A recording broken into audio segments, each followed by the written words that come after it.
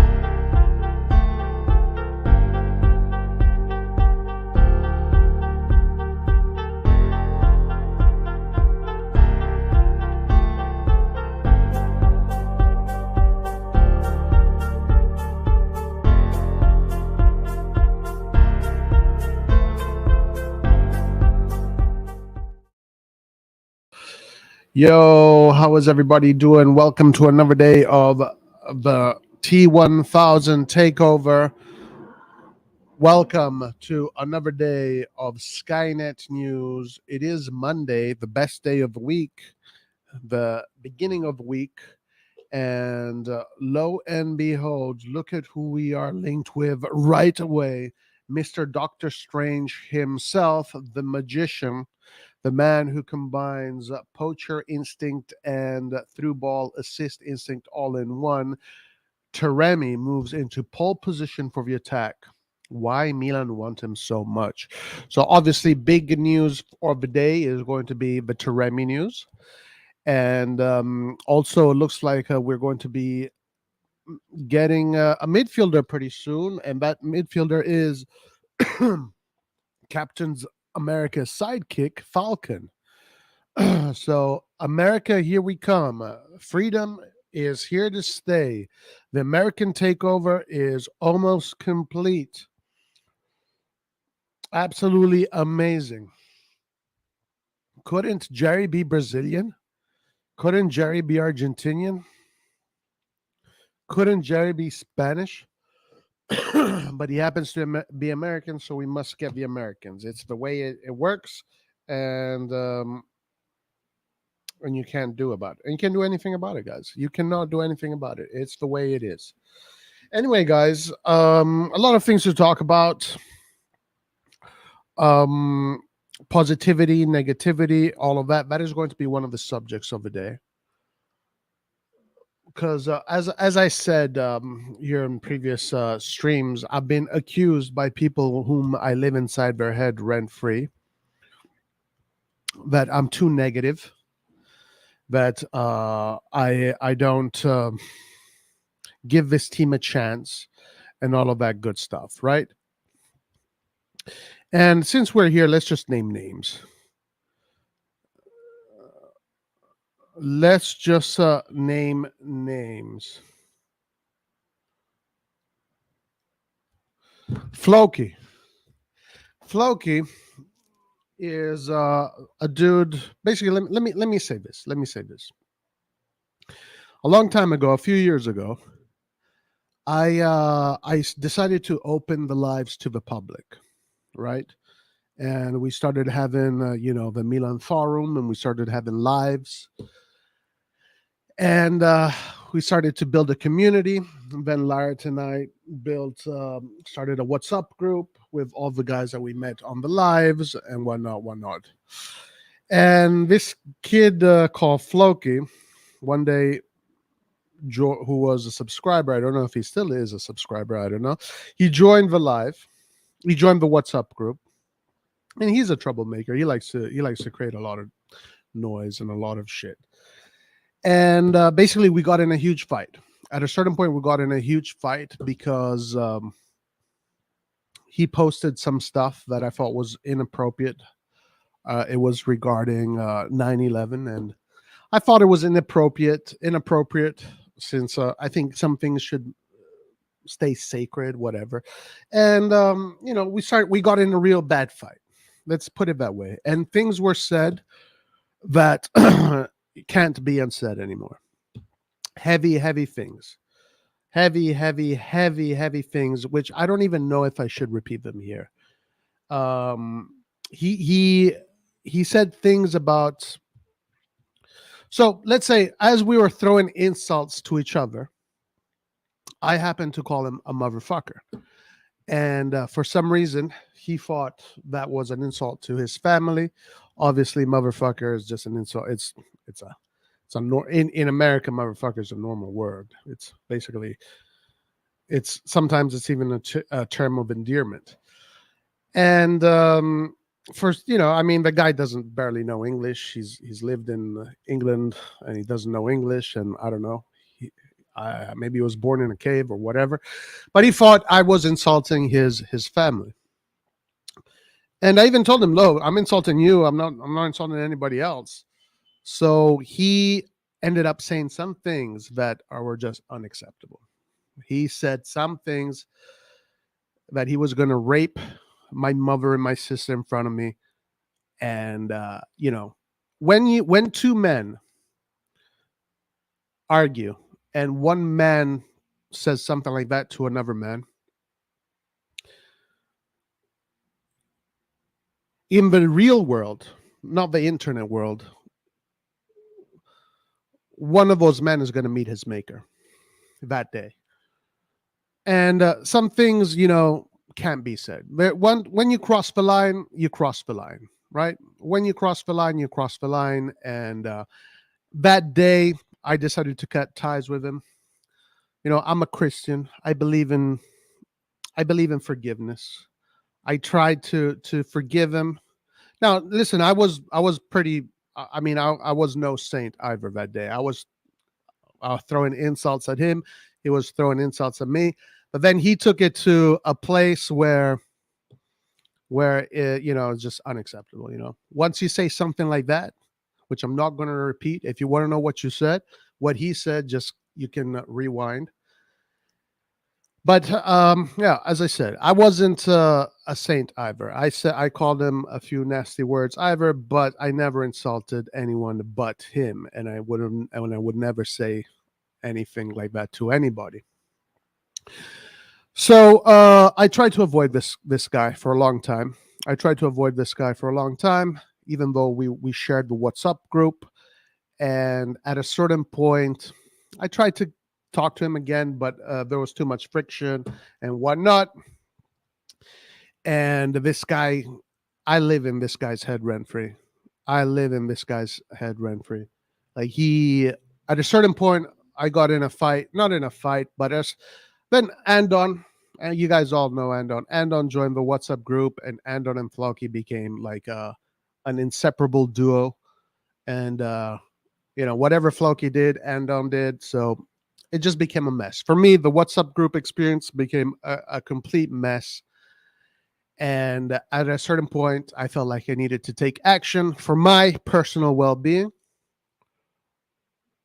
And so at a certain point, I took Andon out of a WhatsApp group, and it was supposed to be temporarily.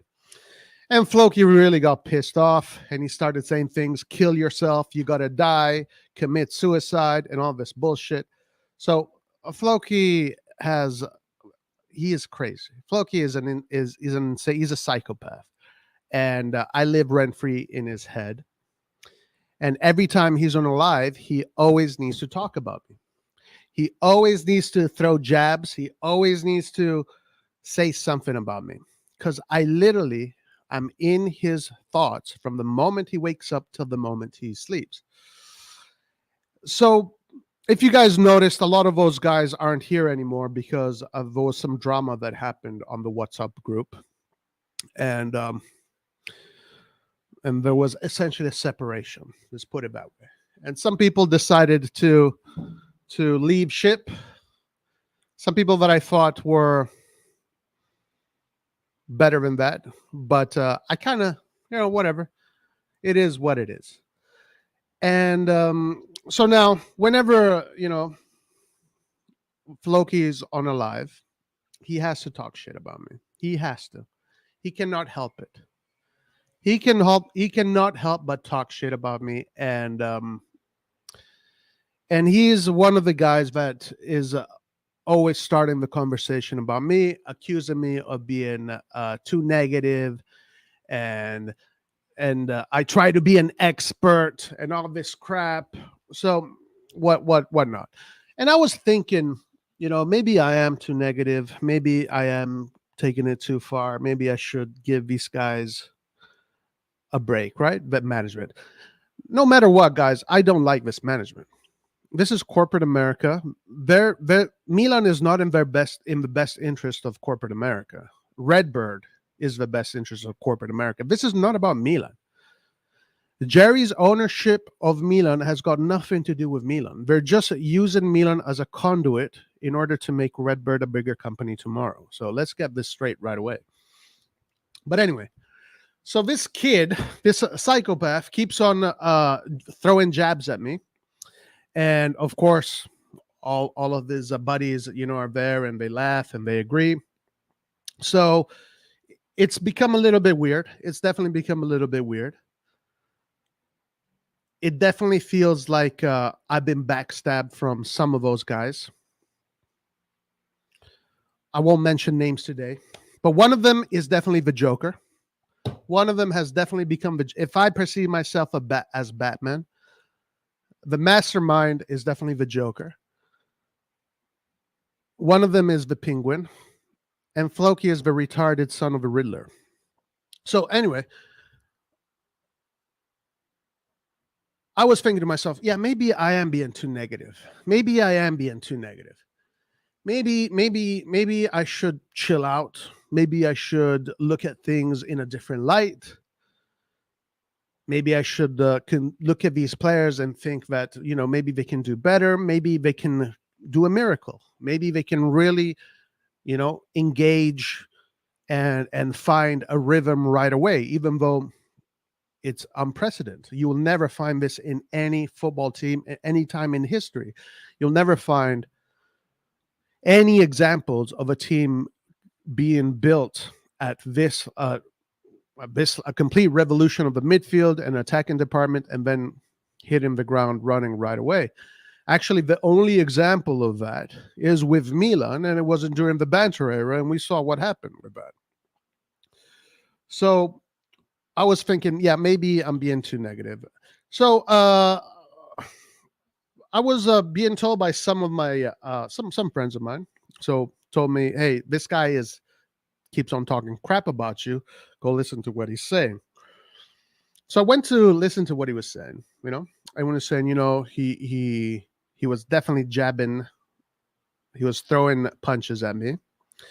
He said, I hate it when people are so negative. There's some people clearly talking about there. It's always negative, and they pretend they're experts, and they're fucking boring, and I hate them, and blah, blah, blah. Then his buddies, who I thought were my buddies too, are all agreeing with him. But then he says something that, and this is why I am bringing this up. Because of what he says after this. Then he says something that to me was an eye opener, and to me it proved why I shouldn't doubt myself, and I believe I'm in the right. If I want to be negative about this project, I am in the right. What the retarded son of a Riddler said is that we should be positive because buying Pulisic and Loftus-Cheek is tantamount to when we bought Shevchenko and Kaká, meaning these were unknown players, and look at what they turned out to be. So essentially, his positivity is based on complete delusion. This thing, I'm not even going to call him a man, wants me to be positive while he thinks that Loftus-Cheek is equivalent to Kaká and Pulisic is equivalent to Shevchenko. So, yeah, ignorance is bliss. If I had a fucking rotten potato in my head instead of a brain, yeah, I'd be positive too and fucking singing like the birds and whistling, and yeah, life would be amazing if I was so fucking retarded, and I really believe that. Saying things like, nobody knew who Kaká was and nobody knew who Shevchenko was, which is absolute bullshit. Guys, Kaká, when he joined Milan, he was already a World Cup winner. In Brazil, he was a superstar. He was basically the Vinicius Junior of the day. He was basically the next Brazilian superstar. You think in Brazil they didn't know this? I check Kaká pre-Milan Kaká highlights and what he was doing in Brazil. Kaká, his highlights in Brazil were even better than his highlights that he did in Europe. He was destroying Brazil. You think the world of football did not know who the fuck Kaká was? And then, so Loftus-Cheek is supposed to be Kaká, and Pulisic is supposed to be Shevchenko. Pulisic, who fucking scored one goal last season, who is always injured, supposed to be Shevchenko, as if nobody knew who Shevchenko was when we got Shevchenko. When we bought Shevchenko was one of the best upcoming strikers in Europe. Yeah, he destroyed Barcelona in the fucking Champions League. He was scoring goals for fun. So now I understand why fucking people are positive, because they're fucking deluded.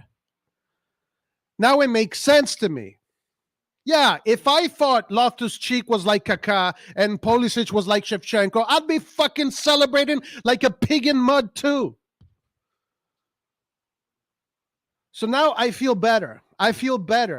Yeah, maybe you don't like that I want to be an expert, but I'm not going to say fucking stupid shit like that. Anyway, as long as the retarded son of the Riddler keeps on talking about me and keeps on jabbing, I'm going to push back. And I'm going to start this internet drama. No problem. I have no problem starting this internet drama. You got the Joker, the mastermind. You got the Penguin, the guy that has been up my ass ever since I fucking told him that Napoli was going to win the Scudetto. That motherfucker got so triggered with me. And the Riddler's retarded son, who is Floki.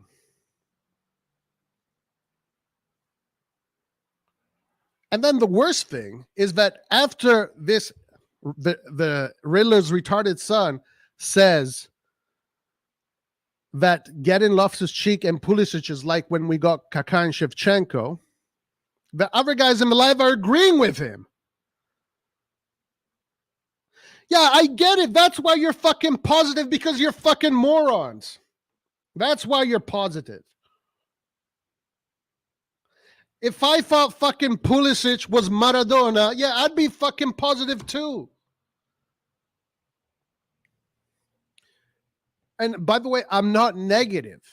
I'm just being realistic. Yes, I am. For me, it is important to be precise. It is important to try and analyze things properly. I'm not going to see life through the lenses of an AC Milan scope. The sky is not red and black. The sky is blue. I like to analyze different teams. I like to analyze things properly. I'm not just going to say because one wears a Milan shirt, all of a sudden that guy is the best. So at the end of the day, these accusations that I'm getting, that I'm being too negative, I've come to discover are coming from people that are fucking delusional and have zero acumen when it comes to football. So the Joker, the Penguin, and the Riddler, and Riddler's retarded son can go and fucking screw themselves for all I care. For all I care. Now, having said that, I have no problem, aside from Floki, because, I mean, once a guy says that he's going to fucking rape your mother and your sister in front of you, like, it's over. There's no coming back from that. There's no coming back from that. Once someone says that, it's done. If he would have said that in my face, I don't know what would have happened. But luckily, when he said that, there was maybe 5,000 miles between us. But I don't really have an issue with the other guys, aside from them just, I don't know. I don't have an issue with other guys. I like most of those guys. I have no problem. But if you guys want to keep on talking shit about me, let's fucking do this.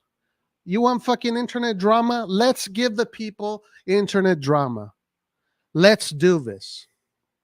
If you want to keep on talking shit about me, and I know that's what you probably do a lot in the chat, in your own little because basically they started their own little WhatsApp group. They basically took my idea and they started fucking doing what I was doing, and it's fine. It's fine. One man's trash is another man's treasure. No problem. No problem whatsoever. But if we want to start internet drama, let's do it. Let's fucking do it. It's fun. It's good fun. Yeah, it brings in the views. We entertain the chat. We entertain the people. It's WWE. I'm Batman. Antonio's Robin. Guido is Gordon. And then you got the Penguin, the Joker, and the fucking the Riddler's retarded son. Let's do it. Let's fucking do it.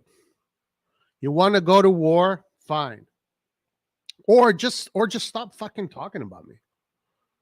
Just stop talking about me. Stop always fucking talking about me.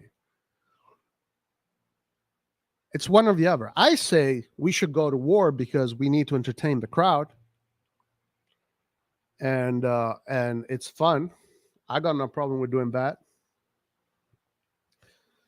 But I repeat, the fucking delusional morons that are fucking telling me that I should be more positive are people that agree with Riddler's retarded son when he fucking says that getting Loftus-Cheek and Pulisic is tantamount to when we bought Shevchenko and Kaká. Two fucking Ballon d'Or winners. What the hell do you want me to say, guys? What do you want me to do with that? What do you want me to do with that? Loftus-Cheek is Kaká, Pulisic of Shevchenko. I don't know. It's unbelievable. To me, this is unbelievable. To me, this is unbelievable. So as long as I'm being accused of being too negative, yeah, let's do this. Let's do this. Let's fucking do this. Let's go to war. Let's go to war. The war already started a long time ago, so let's fucking do it. Let's give the people what they want. Let's give the people what they want. Let's start this rivalry. Let's do this. It's entertainment, it's fun. And let's see who will be right. I guess that's what it is. Let's see if Loftus-Cheek is going to be the same as a Ballon d'Or winner, as Kaká is. Let's see if Pulisic is going to be like Shevchenko. Let's do that. So maybe, and by the way, guys, the Penguin and Riddler's retarded son, the moment they realize that freaking Loftus-Cheek is not Kaká and Pulisic is not Shevchenko, you know what they will do? They'll say it's Pioli's fault that Loftus-Cheek is not performing like Kaká. It is Pioli's fault that Pulisic is not performing like Shevchenko. Guys, these are fucking low-level football takes. I don't give a shit about low-level football takes. Either you keep the level high and you fucking talk about football the way it should be talked about, or go fuck yourself. I don't want to be surrounded by fucking retards when it comes to football, especially a guy that literally fucking said that he wants to rape my mother and my sister in front of me. So I feel even more justified for separating myself. And then the Joker, he took his, he did what he wanted to do. He decided to go against me. He decided to do his own thing, and pretty much whatever. It is what it is. I don't have too much problem with the Joker, to be honest with you. You know who the Joker is. You know who the Joker is. I don't have too many issues with the Joker. I helped him. I helped him out with his channel. I helped him out. I don't have any two issues with him. He's fine. He's fine.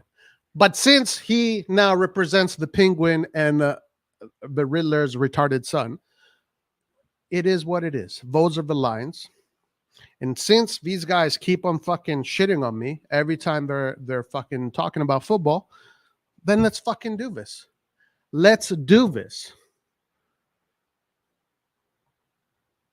Yes, guys, I should be positive, because getting Loftus-Cheek and Pulisic is like getting Kaká and Shevchenko. It's like when we went to get Kaká and Shevchenko, nobody knew who they were. What the fuck? What do you mean nobody knew who they were? What the fuck are you talking about? Kaká won a fucking World Cup in 2002 in Brazil. He was destroying fucking the league in Brazil.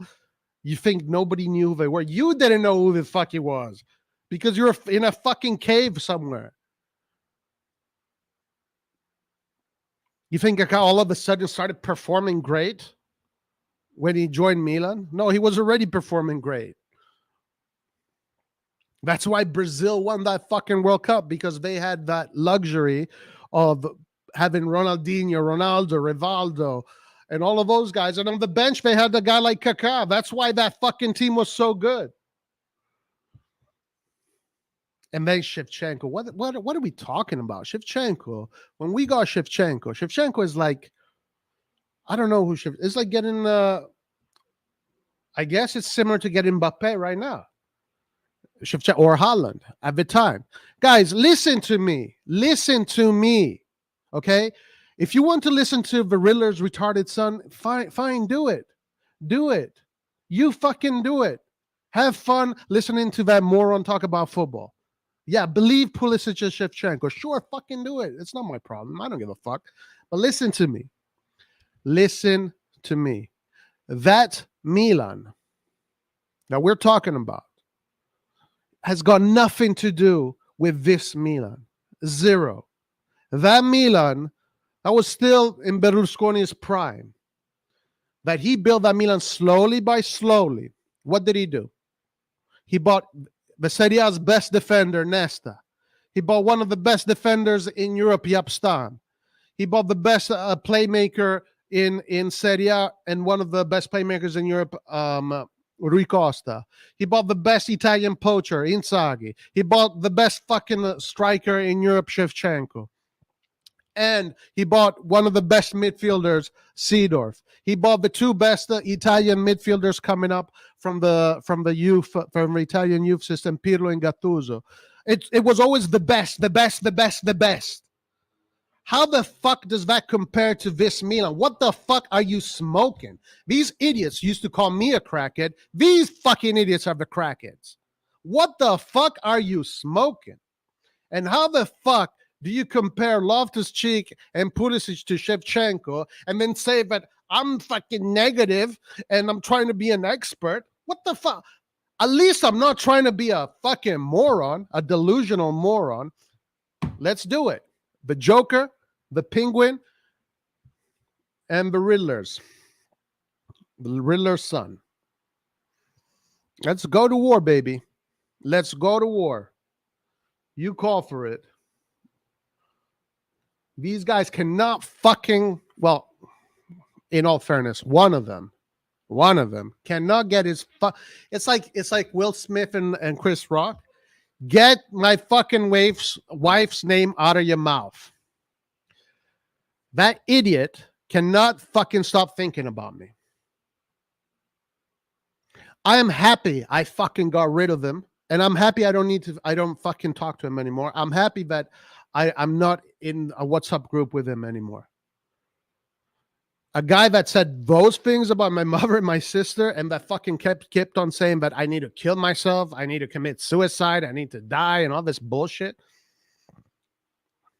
And then he goes on lives and accuses me of being negative and then right after that he says, yo, we should be positive because getting Loftus-Cheek and Pulisic is like getting Shevchenko and Kaká back in the day because nobody knew about who they were. What?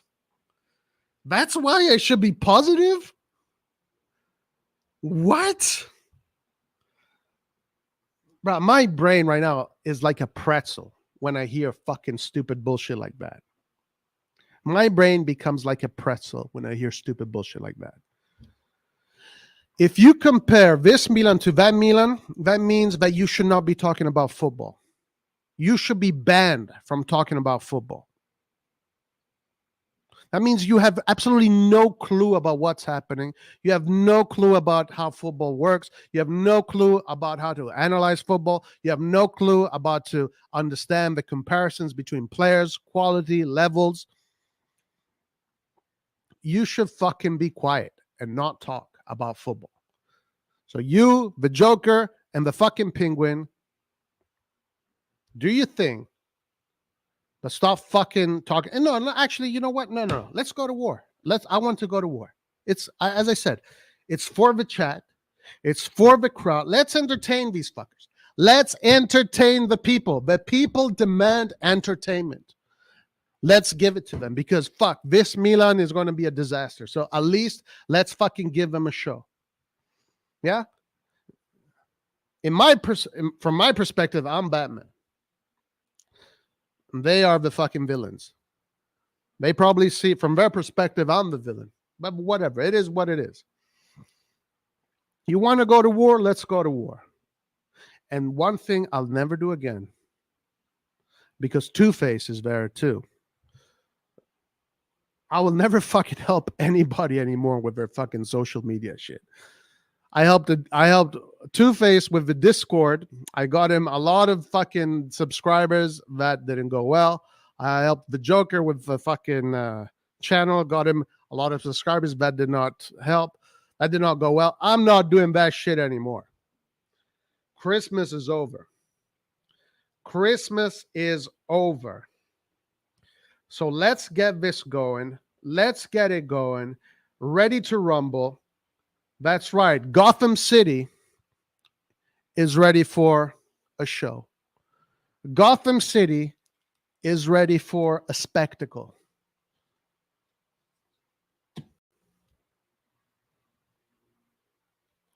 And so this whole narrative about me being negative, is bullshit. Okay? It's all bullshit. It's a bullshit narrative. I'm not negative, guys. I'm not negative. I'm being realistic. It's a reality when I say that this ownership doesn't really care that much about Milan. Milan is not in their best interest. They're doing this for Redbird. It's all about Redbird. This is not negativity. This is honesty. This is me trying to be honest with you. I'm not here spreading fake propaganda, fake news. I'm being honest with you. We know that Redbird, the intention of Milan is just a conduit to make Redbird. Milan is an asset right now. That's it. The only reason why they bought Milan is to keep Milan afloat, build the stadium, and that's going to be great. You want me to be positive? There you go. Here, okay, I'll be positive, and I'll give you a much more in-depth take than fucking Pulisic's Shevchenko and Loftus-Cheek's Kaká. I'll give you a much more in-depth take than that. What is positive? The only thing that is really positive about this ownership, now the project of this ownership in the long run is a good project. It is a positive project. Why? And I'll tell you exactly why. Because now remember, Jerry did not buy Milan to make Milan win the 8th Champions League, win Scudettis, and blah, blah, blah. Jerry, corporate America, bought Milan in order to restore the asset, make it a more valuable asset, and then sell it, right? It's like Pawn Shop, Pawn Stars, or American Pickers. Have you ever seen the show American Pickers? They go around America, go in the garages. They say, hey, let me get that. How much is that? That's $30. Ooh, okay, let me buy that. I'll take it back to my shop. I'll restore it, and then I'll resell it. Yeah, that's what it is. That's exactly what it is. Now, what is positive about all of this is that the project that Jerry has in order to restore Milan is a good project. From an infrastructural point of view, it's a fantastic project. Let's not get that twisted. The way that Redbird is setting this up is so that when they're ready to sell, when their fucking project is over, when their restoration is over, they're going to sell a club that is ready for a fucking rich owner to use the club as a toy, because that's what football clubs are. They should be toys, and you invest your money. Clubs are not meant for you to make profit. They're not meant for you to make money. Clubs are meant for you to go and compete and win. That's what it's meant to be. Who is getting rich off of fucking football aside from the Americans? All these clubs, the clubs that are making all that fucking revenue goes back straight into the club. Nobody's fucking making a dime when it comes to football, when it comes to the owners. They're not making fucking money. They're spending money. These are fucking, it's basically the rich people, the fucking ultra rich people that go play games against each other. So Redbird is setting up an infrastructure that will allow the next owner to really take Milan to where Milan deserves to be. And that's the only positive thing. That's it.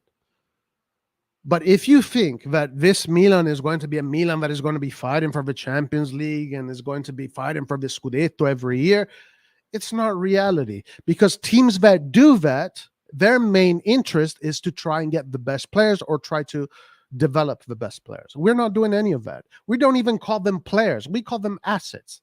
So right now, this is the truth about Redbird. Okay? And that's the only positive thing. But eventually we'll have a great infrastructural stadium. We saw the project that they want to build. It's fantastic.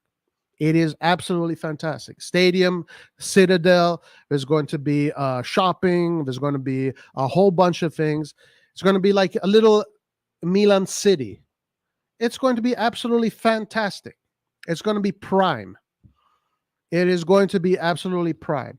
And whoever buys the club next will have a great infrastructure to fucking take Milan to the stars. Whoever the next owner is going to be, he's probably most likely going to become a legend like Berlusconi. and he's going to at least try. At least he's going to try. But for now, the project is corporate America buying something off of a garage, trying to restore it, and then selling it for a profit. The trophy for Redbird, for Jerry, is not the Champions League trophies, etc. The trophy for them is to make the profit, right?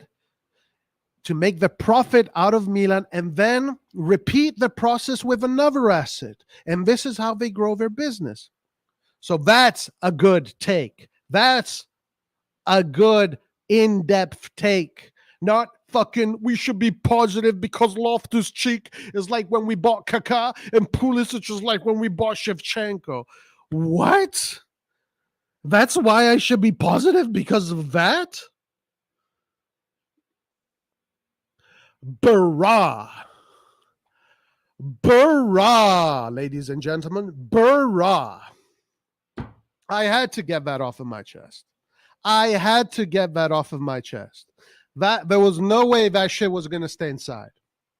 So if the Joker, the Penguin, and Riddler's not so Down syndrome son wants to go to war with me, let's do it. Let's do it. It's fun. It's fun. Let's give the people what they want. Let's show them fireworks. Let's do it. Let's do it. There are some people on that community that I still respect a lot, and I like him a lot. They've never done anything wrong to me. I've never done anything wrong to them. But I do want to say something, guys. Going back to that nasty fight that I had with Floki, with the Riddler's, not so smart son, I did say nasty things. I called him a cunt. I called him a motherfucker. I called him a piece of shit. But I called him those words. And looking back at it, I shouldn't have done that. I was angry that he posted things about 9/11, and in my head, in my brain, I still remember people throwing themselves out of that building because they had only two choices. Either I die burning alive or I fucking die flying off of a building. And to me, some things need to stay sacred. So the truth is, I probably should have let that go. I should have probably said, okay, this guy's an idiot, let it go. I should have managed my anger a little bit better. We got in a huge fight. And then he said those things about my family that are just fucking insane. I'm telling you guys, if two people face to face say that, one of those people is meeting his maker that day. I don't know who, but one of those people is definitely meeting his maker that day. But it's all on the internet, and that's all it is. And that's all it is. So anyway, since this stream is going to get canceled. This one is going to get canceled. Since he wants to take it there, let's take it there. Sure, let's take it there. Let's take it there. Let's take it there.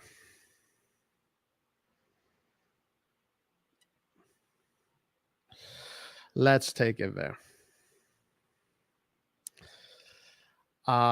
Anyway.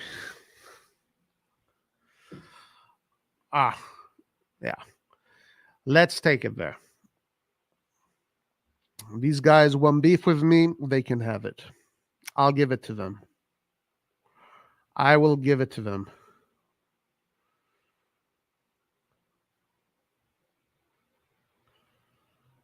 I'll give it to them.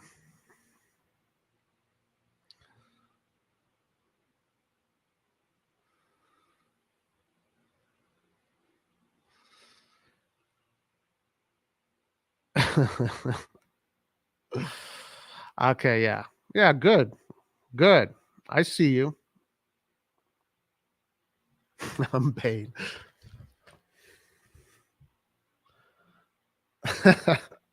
Guys, let's go to war. Let's do it. I'm ready. I'm ready. Let's go to war. I am ready. I am ready.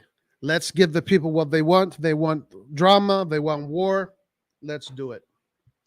Let's do it. The Penguin, the Joker, and the Riddler's not so smart son. So we'll figure something out. We will figure something out. Guys, if you want to know what happened, 45 minutes. I told you exactly how I feel about it. If you want to know exactly what happened, just go back and listen to it. And that's it. And that's it. Here he is. This is the man right here. This is the idiot that fucking said that I should be positive because getting Loftus Cheek is like getting Kaká, and getting Pulisic is like getting Shevchenko. This is the same guy that fucking said he would fucking rape my mother and my sister in front of me. This idiot right here. This fucking, I don't want to use that word anymore. Now this moron, this delusional moron right here. So let's do it. Since you can't get me out of your fucking head, you moron, let's do it. Let's do it. Let's go to war. Let's do it. Fuck. We'll set it up. We'll set it up. We will set it up every Friday, every Thursday. You want to go to war? We'll do it. All right. As I said, if you want to know what happened, everything is in this live right here. And I said it all. If you want to know what the deal is, everything is right here.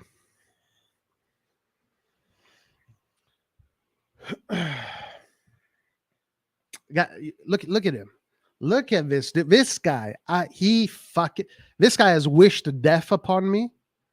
This guy has wished death upon me. He's told me to kill myself.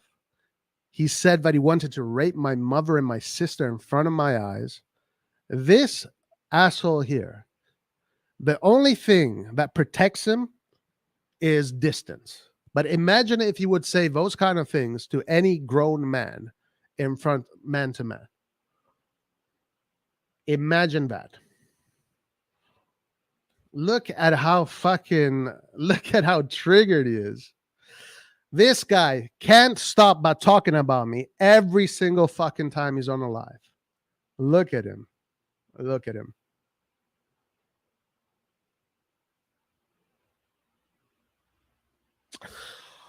All right. Okay. Anyway, let's do this. Let's we got that out of the system. Yeah. They want war. We'll give them war. No problem. But let's talk about some Milan stuff right now. Let's move on. So, AC Milan seem to have made Mehdi Taremi their number one target for the attack, but Porto are putting up resistance, a report claims. Now, out of all the strikers that we are looking at, this one here is the most realistic.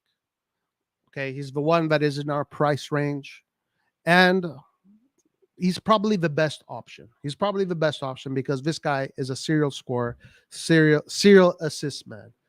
According to calciomercato.com, the Milan hierarchy believe that Taremi could be their new starting center forward and not just a backup for Oliver Giroud as Zlatan Ibrahimovic's replacement. Milan presented a bid worth 30 million for the Iranian striker, who will celebrate his 31st birthday tomorrow.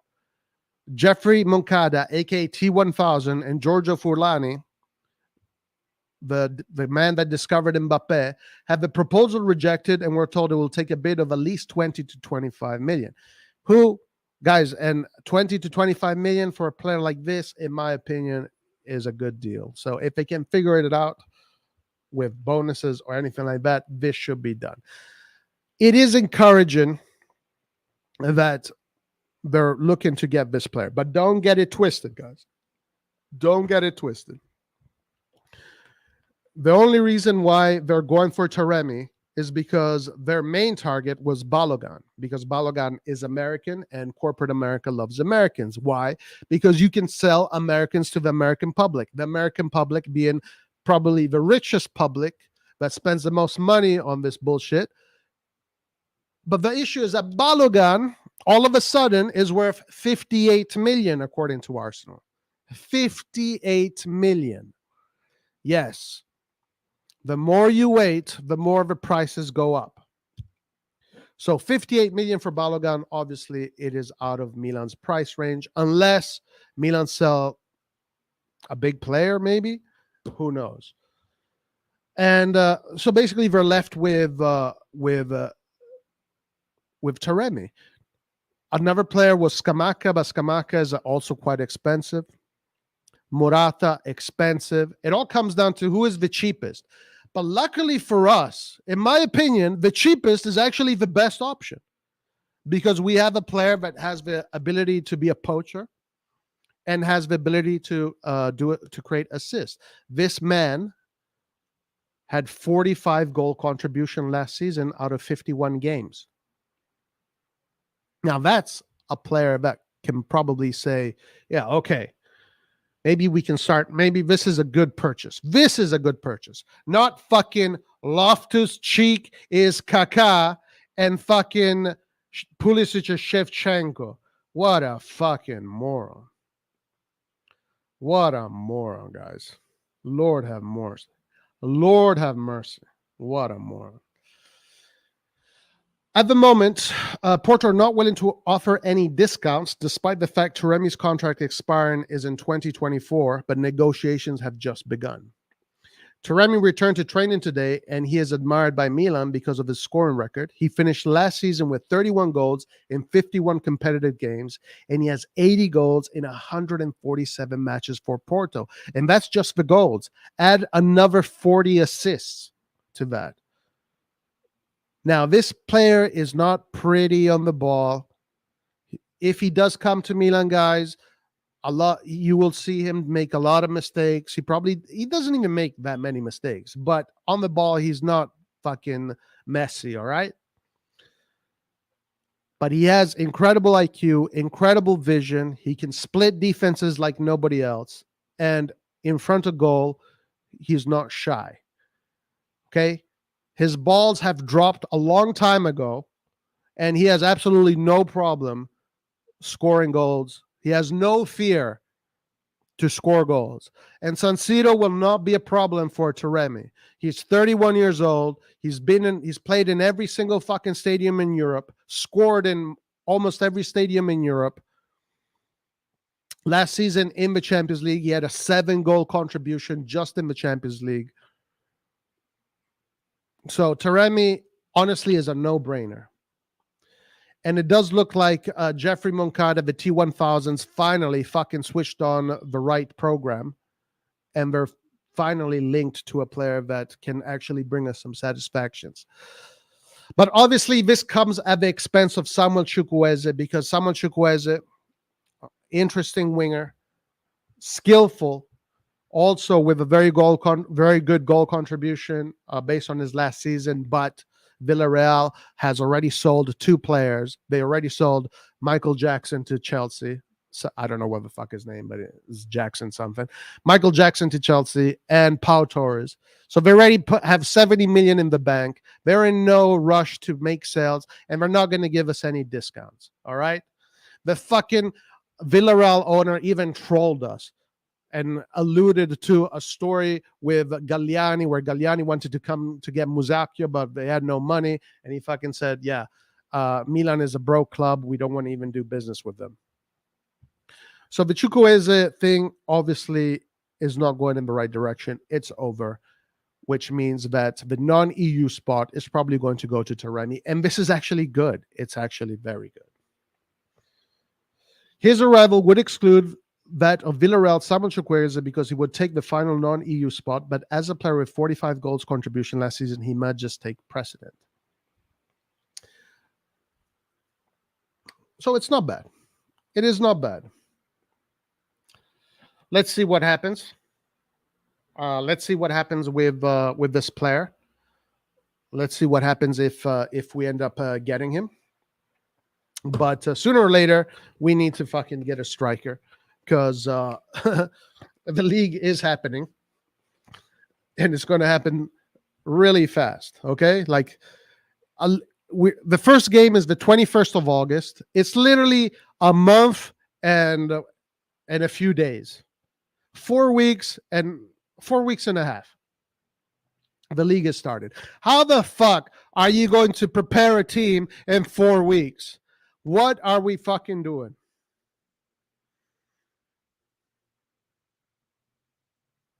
What are we doing? Anyway. So I hope people understand I'm not being negative. Okay? I'm not being negative at all. I pray every fucking night that we're going to kick out. Guys, do you think I want to see Milan lose games and fucking be everybody's bitch? You think that's what that thing? You think I want to suffer all year? No, absolutely not. I am not being negative. I'm trying to be as realistic as possible. I'm trying to be as professional as possible in my analysis. I'm not here fucking selling secondhand cars to anybody. All right.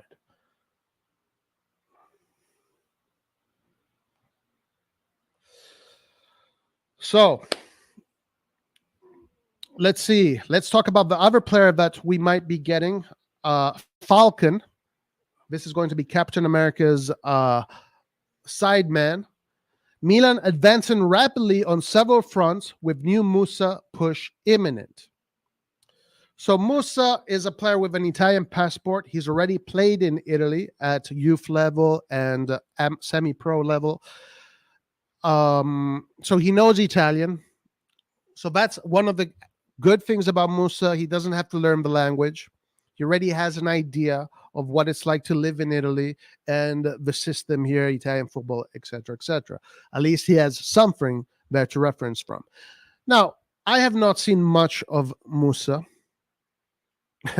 I've not seen much of Musa. But the little that I have seen, to me, is encouraging. This player looks to be a player with a fighting spirit that you can definitely use, and that's definitely what we will need, because Reindeers, for example, even though he has great qualities, to me, it seems like this guy has never fucking even heard a fly. He's never even fucking heard a mosquito his whole life.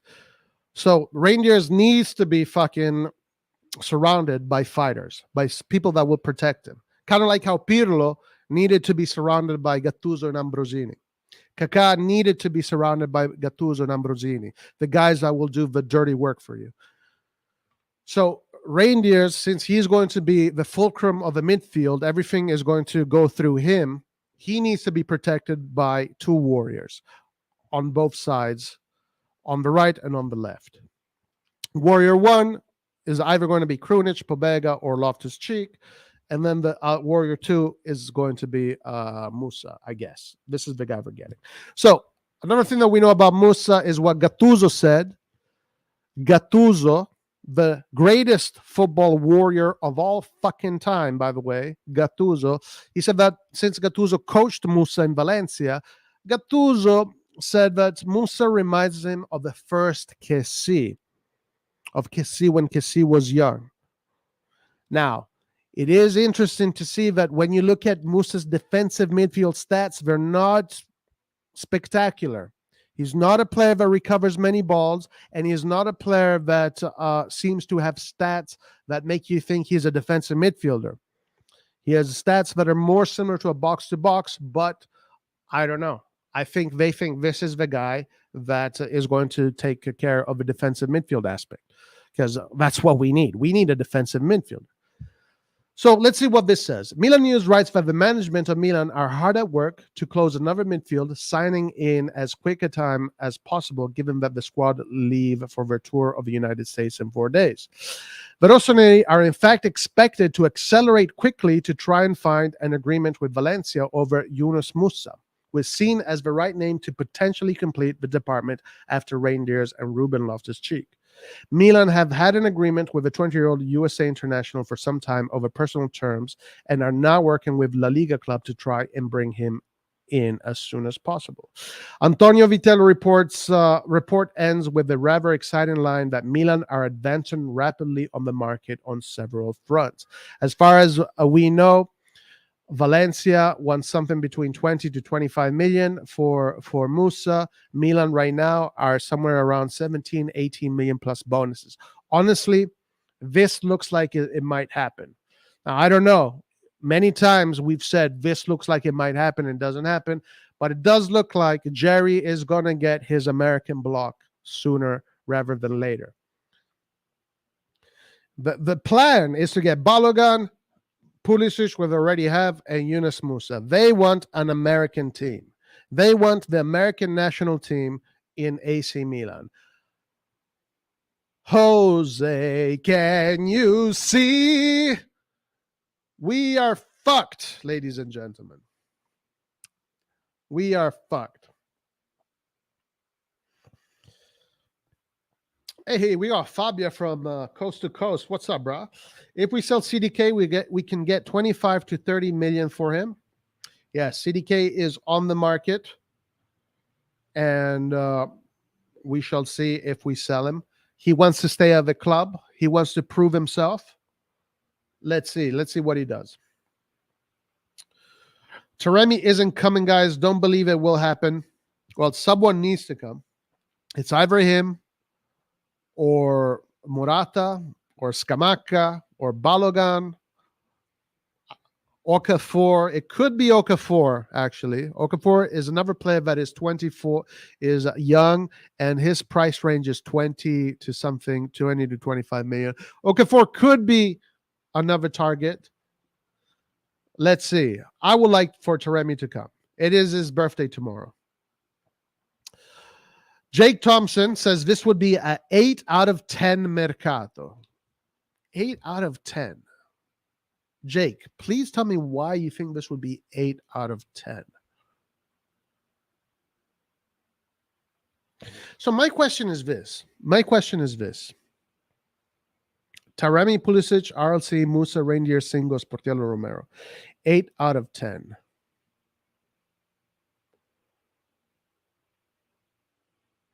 I can't wrap that around my head. I cannot wrap that around. How is this an 8 out of 10 Mercato?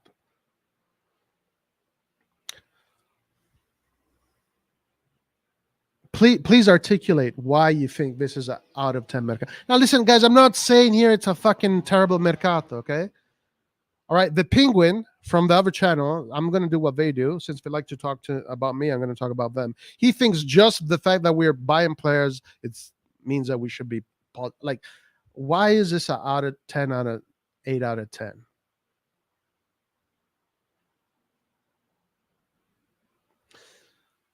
I mean, maybe 6 out of 10. I mean, for me, like when we talk about 8, 9, or whatever, it's like you're bringing in champions. Yeah, you're bringing in the top ballers of Europe. Like for me, that's an 8 out of 10 Mercato, or a 9 out of 10, or a 10 out of 10. When you bring in the best, how is this a 10 out of 8 out of 10, my man? I don't know, man. It's all opinions. It's all opinions. We got Kaká. It's Krunic. That's funny. If a player is training with his first team, you're probably not coming to Milan. Who is training with the first team? Balogun will be next if we sell CDK. Balogun is 58 million. That's the last we heard.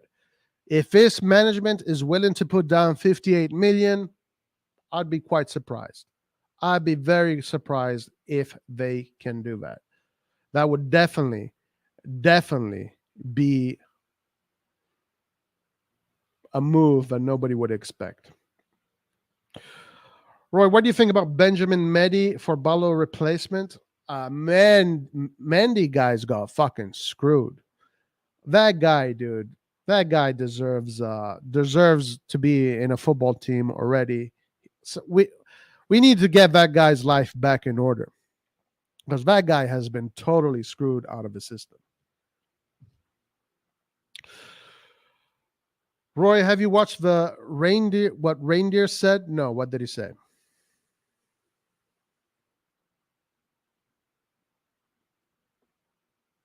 What did he say?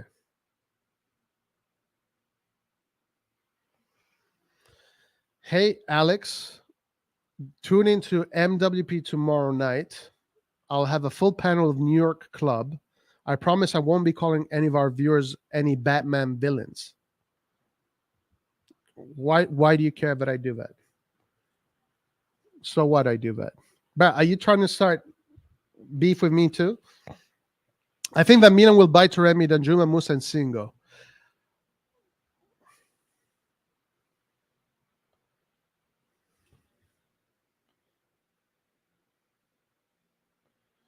And I'm not calling my viewers Batman villains, by the way. No. Listen, hey, I support Coast to Coast. I support Coast. Gio, I love Gio. I love Gio. It's fine. I have no problem as long as they fucking invite us once in a while. It's all good. They want to use this platform to promote their shows. That's fine. But then we can do the same. It's all good. I love Gio, guys. Gio is a good friend of mine. We're both LA, sons of LA. No problem. Absolutely no problem. But I'm not calling my viewers Batman villains. I'm calling people that seceded Batman villains. And by the way, in this channel, we call each other way worse than Batman villains. Santiago Jimenez.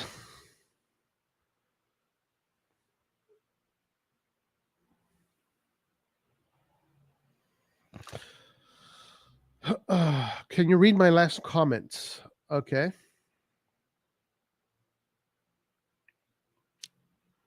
What's your last comment? Roy, I think people have completely misunderstood the Musa signing because he was mostly played as a right mezzala. So, of course, the defensive stats don't look good. It's not his role at all. Instead,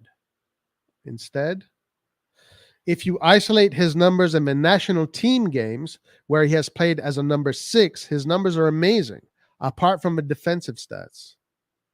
What do you mean apart from it? Those are what we're looking at, the defensive stats.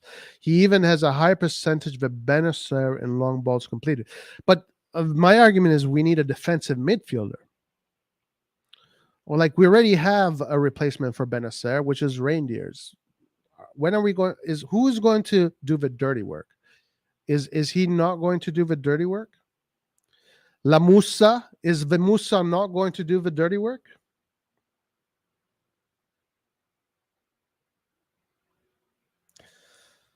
We need a guy to do the dirt. We need Amrabat or Holman, essentially, to give you an example. We need either Amrabat or Holman. You know what we fucking need? And I had this conversation with some people in the chat today. First of all, we need to establish why the fuck did we sell Tonali? Why the fuck did we sell Tonali? And the reason why I'm going to bring this up is this. Milan boasts of being this club in excellent financial situation. The books are perfect, blah, blah, blah, blah, blah, blah, blah, blah, blah. And then we like to make fun of Inter because they have to sell their players in order to make the mercato. Why the fuck are we doing what Inter does? If our books are so good, why do we need to sell our best players in order to fund our fucking mercato? What are the perks that come with having good numbers, good financial numbers? Where is the advantage? I thought there was supposed to be an advantage on being a healthy financial club. But it looks like even when you are financially healthy, you have to sell your best players to finance the mercato. I thought the fact that we're financially healthy could have meant, hey, Tonali, Newcastle wants to buy you, but you know what? We're not going to sell you. We're going to increase your wages. We're going to get you up to 5 million, and we're going to build a team around you and the other pillars of the club. And we're going to bring in Loftus-Cheek. We're going to bring in Reindeers. We're going to bring in Pulisic. We're going to bring all these guys. So stay in this club. We're going to fucking build your top-notch club. So what the fuck is the purpose of being financially healthy when you have to sell your best players? Next fucking season, we're most likely selling Theo Hernandez again to finance the Mercato. At this point, I would rather be like Inter and not give a shit about my finances and just buy players for 40 million, 50 million, 60 million and try to win trophies. I need to wrap my head around this concept. I don't get it.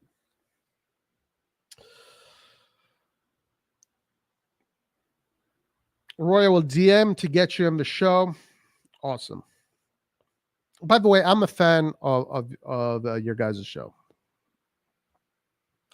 We still need a right wing, and Chukwueze is still for Chukwueze. I don't know. I mean, right now they're saying that we don't have the money to get Chukwueze. Guys, our right wing spot is filled. It's Captain America. And listen, that's the other thing. We're reading every day that we're going into a 4-3-3. Where is Captain America going to be in a 4-3-3? Obviously, he can't be in the midfield. So he's most likely going to be on the right wing. He's most likely going to be on the right wing.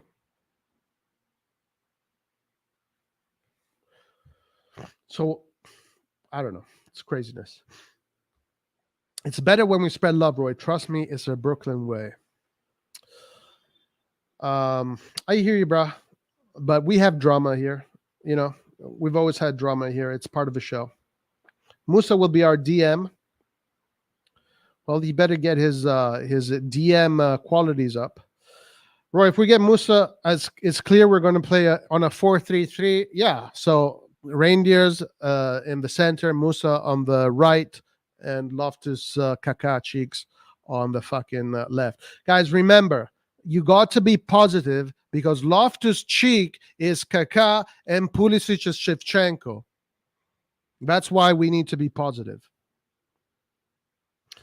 Eleto is a DM. Let's see how Eleto does. He looks promising. I want to see Roy in the other channel as well. Giove Primavera ain't getting time. You know Pioli isn't about the youth system. Well, this season, let me tell you, man, this season, if things don't go his way, if he can't get results, yeah, the young guys are definitely not going to see the pitch if we don't get results. Because the young players only play if a team is healthy and is winning.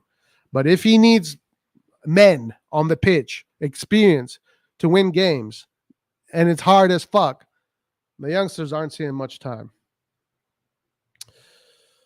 Eleto can be used and he wants minutes. Well, let's see how he does against Juventus, Real Madrid. And by the way, guys, I am in Paisan land and I will be watching the Napoli training at the end of the month. And I will probably I will try and see if I can make it to the Trofeo Berlusconi, game. But it's not at the San Siro. I'll see if I can make it. If I can make it, I'll obviously vlog it. Yeah, I will. Fuck it. Man, I kind of feel dirty giving these guys money, but I'm giving Monza the money. I'm giving Berlusconi and Galliani the money, not Jerry. We sold Tonali to fund Skynet. That's right. Freaking Skynet. Get me Allegri's world. Allegri. Oh, of course, Pioli is going to be following. Listen, I said it earlier. The geniuses that are accusing me of being negative, and then they go on lives and say that we should be positive because Loftus-Cheek is Kaká and Pulisic Shevchenko. That's the first thing they're going to do when they figure out that Loftus-Cheek is not Kaká and Pulisic is not Shevchenko. That's exactly what they're going to do. They're going to say it's Pioli's fault that Loftus-Cheek is not doing what Kaká used to do. It is Pioli's fault that Pulisic is not playing like Shevchenko. Yeah, of course.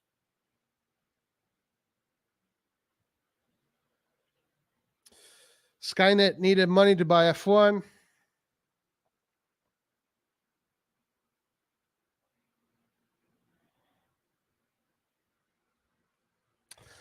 I don't know. Why? Because I probably ruffled a few feathers, right? Yeah, I ruffled a few feathers, and now they have to, regroup and fucking think about what they did and blah blah blah. If these guys want beef, they will have it. If they want beef, no, no, non sono a Trentino, sto vicino. In questo momento sto vicino a Castel di Sangro, dove sarà il Napoli fra qualche settimana, e lì andrò a vedere. Yeah, they're there, and you know what they're doing? They're probably talking about me because that's what they love fucking doing. Yeah, the Joker, and I don't even have a problem. No, I would not kiss a fucking penis for a Champions League trophy. I don't even have a problem with fucking Rock. I don't. He is the one that decided to become the Joker. Okay? I don't have an issue with him. I like the guy. I've always liked him. I support him. He's done nothing wrong to me. I thought we were friends. He is the guy that decided to fucking part ways. I have no issue with that dude whatsoever.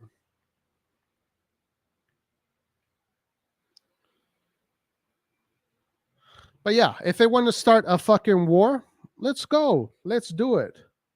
Let's start this war, guys. Let's start it. Let's get the drama going. Let's get it going. This is what the people want. The people want to be entertained.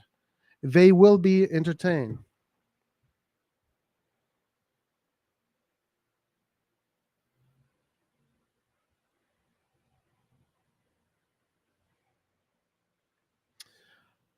Well, I don't have an issue. Listen, I don't have an issue with Rock. I don't have an issue with Rock. I really like Rock. I'm actually kind of disappointed that Rock kind of like, separated himself. I really like Rock.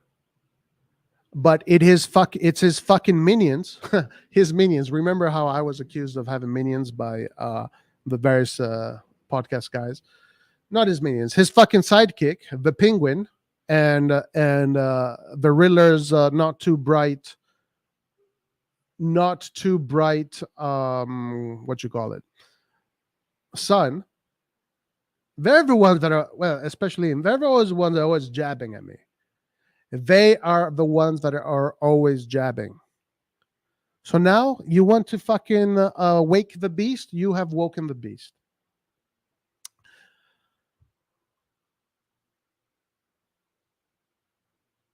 Yeah, right, Fabio. No. Well, I think we need to try to play CDK as a mezzala. Listen, honestly, I know I'm going to be a little bit repetitive. I want CDK to stay at Milan, and I want him to kick ass. I want him to kick ass. Just so the people that said that that's why we had to fire Maldini because of CDK. Now I want CDK to become a great player so people can say, oh shit, maybe Maldini was right. Just sing them a sarà perché ti amo and tutto va bene. Who are the sidekicks? The sidekicks? Andon is the Penguin. And Floki is the Riddler's not too bright son. What about Red John? I have no problem with Red John. Red John and I are in good terms. I have no problem with Rock. He's the guy. The Rock is the one that has cut me off. The Rock has cut me off. I never had an issue with Rock.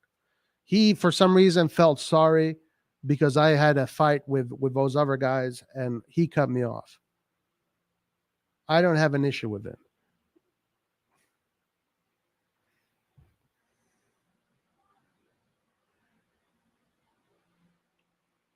I have absolutely no beef with him or Hans. I have no beef with Hans. I really like Hans. He's a good dude.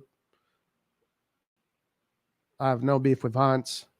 But I do want to say that when Riddler's not too bright son comes to the lives and talks shit about him, about me, they all fucking agree with him. They all fucking agree with him. Oh boy. Oh boy.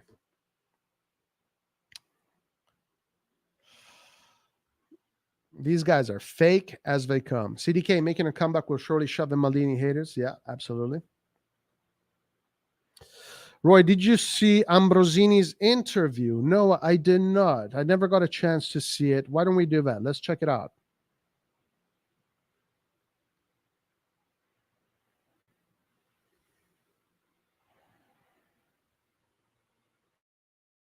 I know it was here somewhere. Uh-oh. La Roma va da Morata.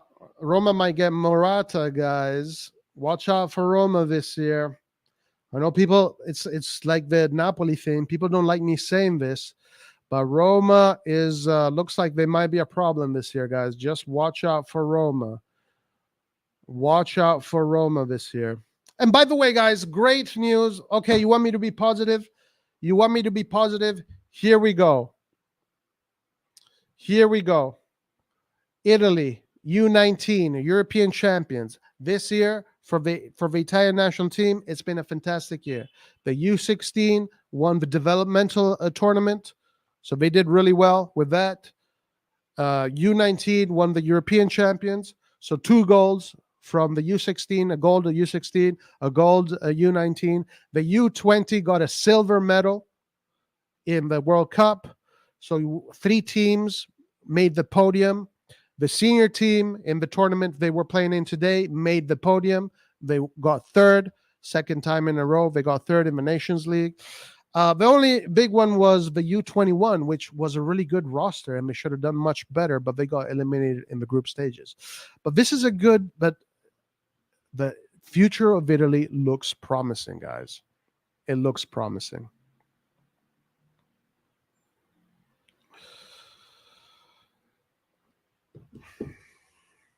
Roy, I am an Italian. I don't really give a fuck about Italy Union team. It don't make me happy. Yeah, Ernesto, but I do. I do, because for me, the national team is like Milan. I love the national team just as much as I love Milan. I love the fucking national team. And I want to know who are the best players coming up. I want to know who the future is. Roma always gets good players every transfer, but never get top 4. Ain't scared of them as Napoli or Inter. Yeah, but you would have probably said the same shit about Napoli last year. A lot of people were saying the same shit about Napoli last year when I was telling them, guys, Napoli has a roster that nobody's going to be able to compete with this roster in the Serie A. Everybody was telling me that I was crazy, that I was an idiot, that Napoli was going to blow it at a certain point. Let me tell you something about Roma, okay? Let me tell you something about Roma. So Roma, when Mourinho joined Roma, Mourinho, first of all, is not an idiot, all right? He's not like the fucking idiot that is probably right now talking about me that says that Loftus-Cheek is Kaká and Pulisic is Shevchenko.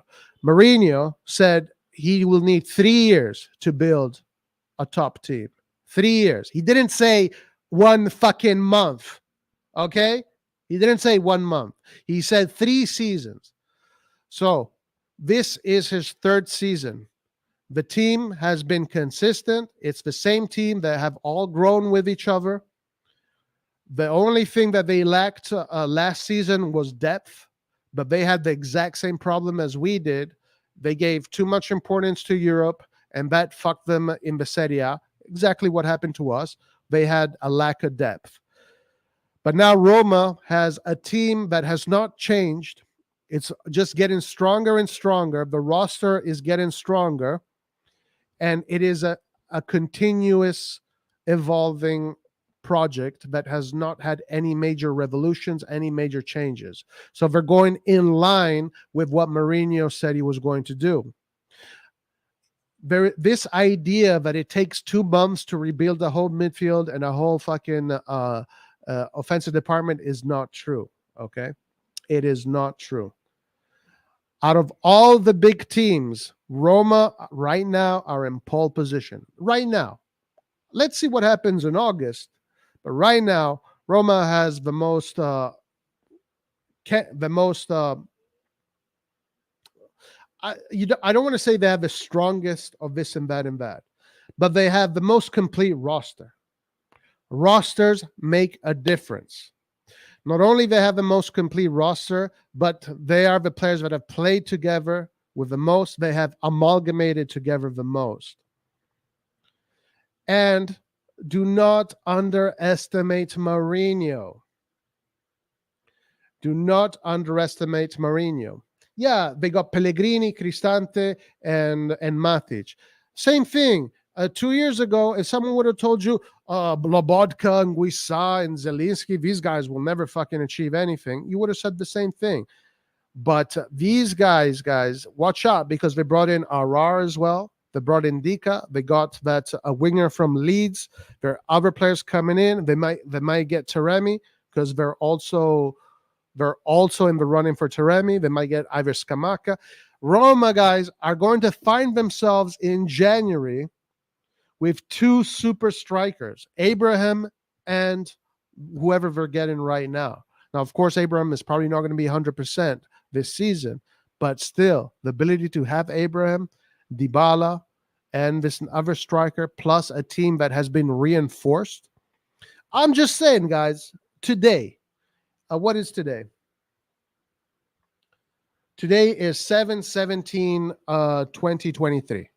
Today, Roma is in pole position based on these footballing facts.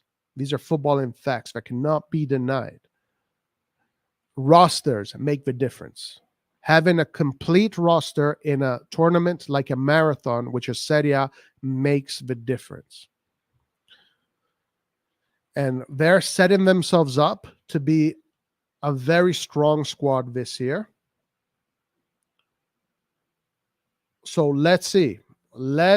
Because Juventus obviously is going to lose a little bit of its continuity.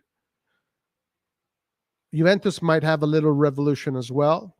Inter will always build a strong team, so watch out for Inter. No matter what, Marotta and those guys, they don't give a shit about debt. They don't care about how good the finances are.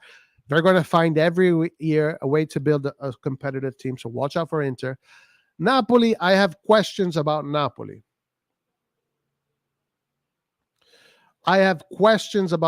Because there's variables there. It's a new coach with a team that is already very good. They only have to replace Kim so far. I don't know, but I don't know who they're going to sell. I don't know. But Napoli obviously is very strong. Lazio is going to be Sarri's 3rd year. Sarri is one of the best coaches in Italy. He knows how to build a team, a strong team. But now, the only team that has maintained a steady project right now is Roma. It is Roma. So watch out for Roma. That's all I'm saying. But we will have this discussion in August. And we'll understand exactly what the deal is. Guys, so that's hilarious. Anyway, isn't Zelinski leaving too? I don't know. Yeah, I don't know what's happening with Napoli. Napoli might get dismantled a little bit. They already lost Giuntoli, which is a big part of their market, right? They lost the coach. The coach is a big part of the team. They lost Kim. So that team, it looks like it's taking a step backwards rather than a step forward. Milan, of course, is a team that is in complete rebuild mode. And whether or not we're going to get players that are really good, it still takes time. You can't avoid that. You cannot avoid that. These players need to figure out all the little details about the Serie A. These are real things, right? These are real things. If you had to sell Vlahovic just to get Lukaku, they would not get top 4. I don't know about Juve, guys. Juve is a team. So one of the variables that you have to look at Juve is that Juve only has the Serie A to think about. So there are voices saying that Conte is going to be the new coach or whatever not. But the only competition they need to worry about is Serie A. So they already have depth because Juventus is a rich club that can get depth, and they have a really good youth system. Guys, in the U19, there's this player called Haza. This kid is phenomenal. Well, yeah, he's amazing. He's fucking amazing. So they have a lot of young, and also it's they have all the best Italian players that are playing, the young Italian players. So watch out for Juve because they only have to think about the Serie A. They only have to think about the Serie A. Inter is going to try and repeat what they did in the Champions League, and they're going to try and play for the Serie A. Milan, I don't know what Milan can do. I don't know. We have to see what the squad looks like at the end. Again, the question with Milan is, how long will it take for them to amalgamate? How long will it take for Pioli to figure out the right formulas, the right formations, the right details? Some players will flop. Some players will emerge. That midfield, guys, midfields are things that you work on in time and time and time. You know, we let since the genius, the Riddler's son, Riddler's not too smart son. He said that that Loftus-Cheek is Kaká and freaking Shevchenko and Pulisic is Kaká. If we look back in that time, like that team was built slowly. It wasn't built in one summer. First, Gattuso came in. Then it was Sheva, then it was Pirlo, then it was Nesta, then it was Inzaghi. It was year after year. It was a slow build of them playing together, losing a lot of battles up until 2003. In 2003, they were ready to kick ass, and then nobody could stop them. But from 99 to 2003, Milan was in building mode. That's how long it took, guys. It took 4 seasons to get to that level. To become the best club, at that period, I thought Milan was the best club in Europe. To become the best club in Europe, it took Milan. So 98, Milan had a complete disaster. We finished 10th in the Serie A, and that's when we had to do a rebuild. New coach, new players, and there was a rebuild. It took us from 99 to 2003 to rebuild the squad and bring it back to the top of Europe. It took 4 seasons, guys. 4 seasons. 4 seasons. You cannot build a squad in a month. Anybody that thinks you can build a squad in a month, you're going to have a big reality check coming your way. Okay, let's see. Ciao Roy, Forza Milan, F Redbird, no matter what. Yeah, I agree. I don't like Mourinho tactics. They can't win a title. What do you mean they can't win a title? Ernesto, Mourinho is one of the coaches that has won the most in world football. If you look at his resume, Mourinho is one of the most decorated coaches in the history of the game. Now, maybe he hasn't won titles lately, but I remember people were saying this about Ancelotti as well when he was coaching Napoli and Everton. They're saying Ancelotti is gone. He's done. Like his time is over. He needs to retire. And then look at Ancelotti. He comes back. He wins La Liga. He wins a Champions League. These coaches that are serial trophy winners, they don't stop. They might have periods where they're lower, but they know what Mourinho's biggest talent, aside from being one of the smartest men in football there is the ability to put on the pitch 11 lions. That is his talent. Let's see, he said that everything is going to come to the 3rd season. Mourinho gave himself 3 seasons to build his project.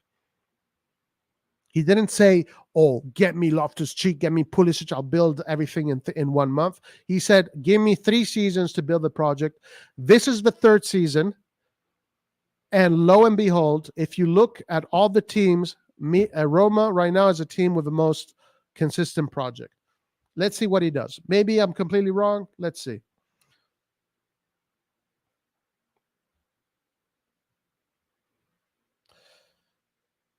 No way. Milos Kerkez joins Bournemouth? Wow, that's crazy.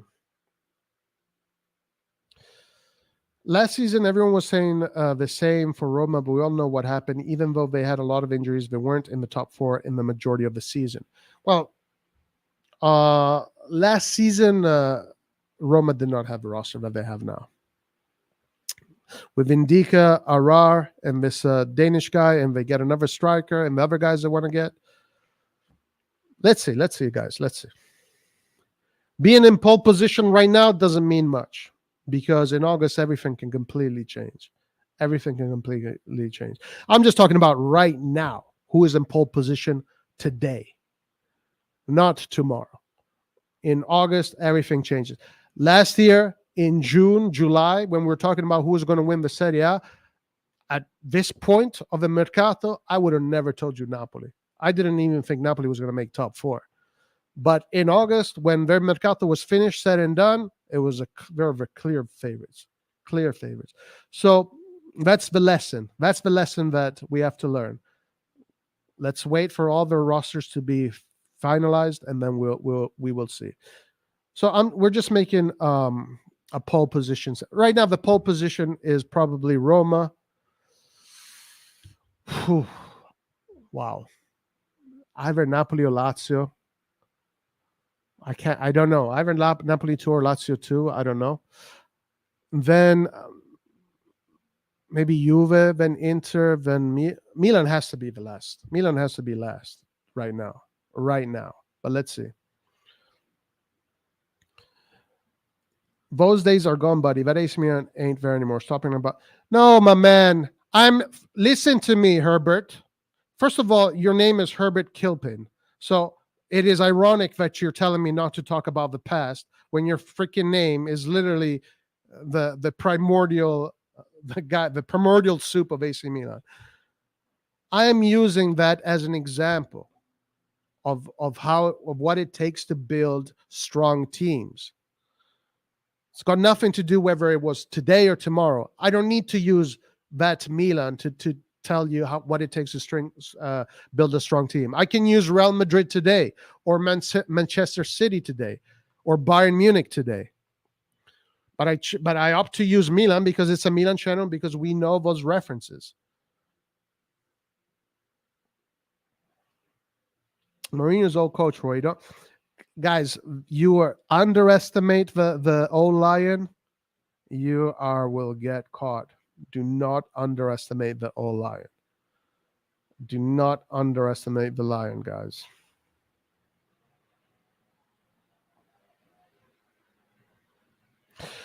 Listen, again, let's see in August. Let's see in August. Let's see in August.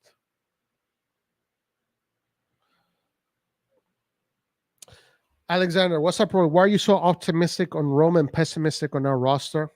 Okay, let me put it this way, Alexander. Let's say that Milan has whatever roster they have right now. They finish their roster. Let's say right now Milan finishes its roster. They buy all the players they need. And now fast forward 3 seasons from now. And that roster stays intact. And in the process of those 3 seasons, they added bits and pieces to adjust the roster. And 3 seasons from now, this roster will be super amalgamated. That's where Roma is. Roma is Milan now, but 3 seasons from now. Roma is 3 seasons in front of Milan, essentially. So I'm not being pessimistic about anything. This is a normal football analysis. I'm just saying, because it is normal, but in order to build a strong amalgamated team takes time. Actually, I'm going to give these guys the time. You know what's ironic, Alexander? You know what's ironic? That because I know how to build teams, because I've been doing that for more than 10 years, I am going to give this team the time that they need. While all the guys that today are saying that Loftus-Cheek is Kaká and Pulisic is Shevchenko, they are the first ones that are going to give up on the team right away because they don't know these things. They're going to immediately say Pioli out, Pioli this, screw this guy, screw that guy, this guy's not good enough. But instead, it's going to be me that is going to be saying, look, these guys are going to need time. They're going to have to go through those trial and errors. You can't avoid that. You cannot avoid that. So since Herbert Kilpin doesn't want me to use Ancelotti's Milan as an example, I'll use Maldini's Milan as an example. When Maldini rebuilt the project from the Yongong Lee era, it took him 3 or 4 seasons to get to win the Serie A, to build that midfield and get that midfield to perform together right, to find the right pieces, to bring in Ibrahimovic to sort out this and that, to wait for Tonali to grow, wait for Leao to grow, wait for these guys to grow. We are basically rebuilding an entire midfield and an entire offensive department. You can say, sure, we're not really getting youngsters, some youngsters, Romero, Musa, sure. But still, at least you have to give these guys at least minimum 1 season before you can ask them to win a trophy or to try and fight for a trophy. It just is. If it was so simple to just reshuffle your midfield and your offensive department, all teams would do it. Real Madrid would just get rid of Modric, get rid of Cruz, get rid of all those guys and just rebuild the midfield. And hey, it just takes a month. You can buy it. You just go buy Chelsea's trash and rebuild the midfield. And you don't need Modric, you don't need Cruz, you don't need any of those guys. But it doesn't work that way. Football is a living organism. The team is like a living organism. It's a child. You have to allow the child to grow, to become a teenager, an adult, a man.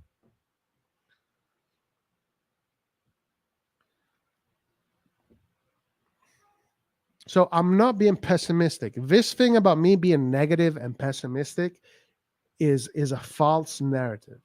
It is a false narrative. What I am angry about, and I am angry about, is that I don't like the ownership. I don't like the ownership because the ownership is corporate America, and they really don't care about Milan. They don't care about making Milan a great team. They care about making Milan into a great asset in order to sell it and to make a profit. It's all profit driven. It's got nothing to do with Milan. It's got to do with creating a profit for them. And I said, the positive thing about this is that the next buyer of Milan is going to have a squad and an infrastructure that will allow him to shoot for the stars. So that is positive. That is positive. But do not confuse these analyses that I make for pessimism or negativity, because it's not. I promise you, it's got nothing to do with pessimism. It's got nothing to do with negativity. And I'm not optimistic on Roma either. I'm just making the logical analysis by looking at their project and where they are right now with their project.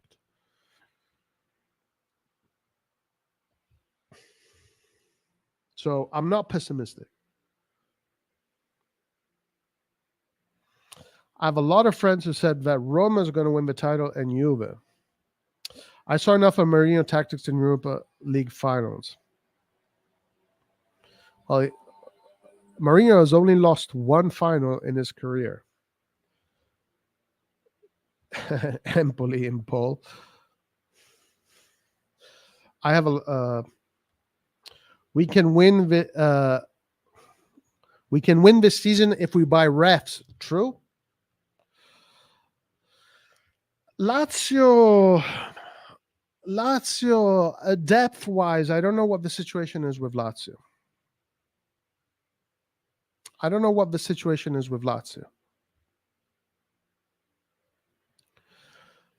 They lost SMS. That's basically their Leao. Basically, he's their biggest player. Um, the thing with Lazio is that Lazio is a very strong team, but they don't have much depth. So we will see. Aurora is a question mark. Was 60 million player a couple of years ago, but then regressed. Lazio is worse than us after they lost SMS. I don't know if they're worse than us, but I don't know. We will see. Yes, we are weak because we lost our midfield. Well, it seems to me that you're struggling in accepting how things are at Milan in this moment in time. You giving out about it ain't gonna change. I'm not trying to change anything, Herbert. I'm not. I'm just analyzing things for what they are. Like, I don't know. Like, if I see a beautiful woman, I will describe that woman as being beautiful. If she's beautiful, is she's beautiful. And if I see a woman that is not so beautiful, I'll say, okay, that woman is not so physically appealing or whatever, whatnot. I'm not being negative. I'm just being honest. Yes, true. Maybe that is true, but they're not having to revolutionize anything. They don't have to relearn how to play together. They already know how to play together. This is their third season with Sarri. That is the difference. Reindeers is so beautiful. I don't understand why those DC fans very optimistic. Are they want to set Piolia or just their arrogance of Redbird? I don't know either. I don't get it. I really don't get it. Yeah, it's delusion. The issue is delusion. Really bad football takes that coupled with delusion. Yeah, I would be positive too if I thought Pulisic is like signing Pulisic is like signing Shevchenko. I'd be positive too. I understand your example, right? But AC Milan cannot buy top players anymore to win trophies right away because that's what you want, right?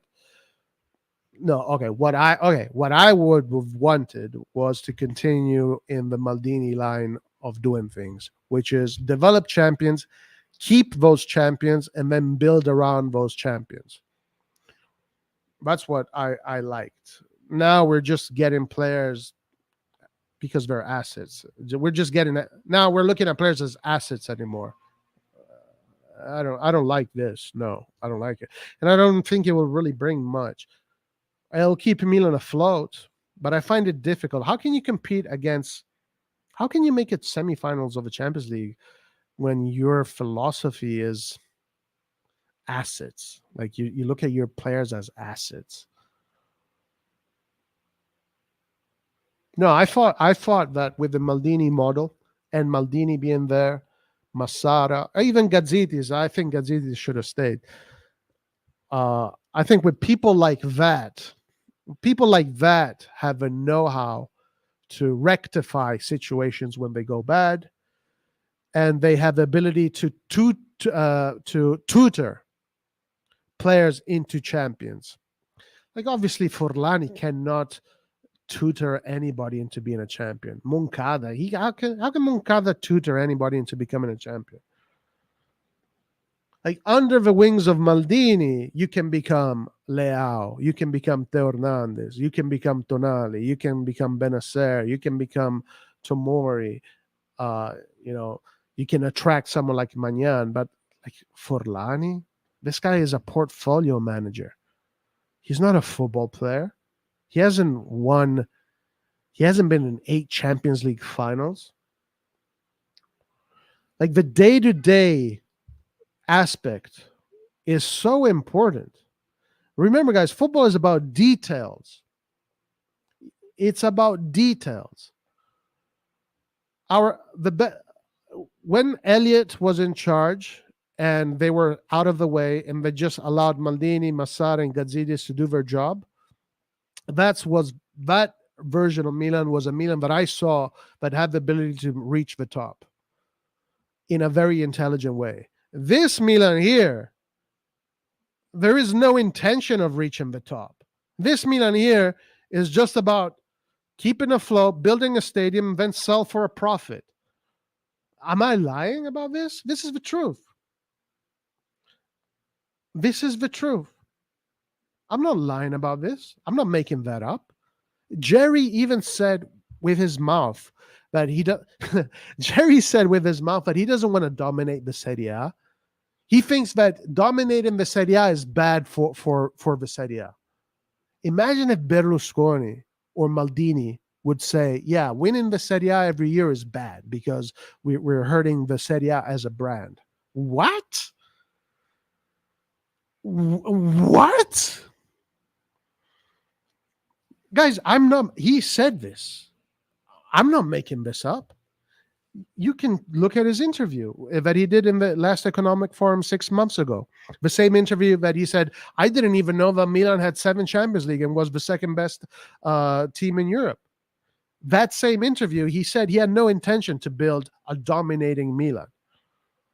And I'm being generous. I'm trying to be as generous as I can and try to paraphrase exactly what he said. You think if you tell Maldini, hey, the intention is not to build a dominating Milan, you just have to build a Milan that can, do this and do that, and then sell these players to fund the market, and then we build the stadium, and then we sell. Yeah, that's why Maldini, of course, Maldini would have never worked for this project. So there's no point in being angry that Maldini was fired. He would have never worked for this project, and they would have never worked for him. It was a match definitely not made in heaven.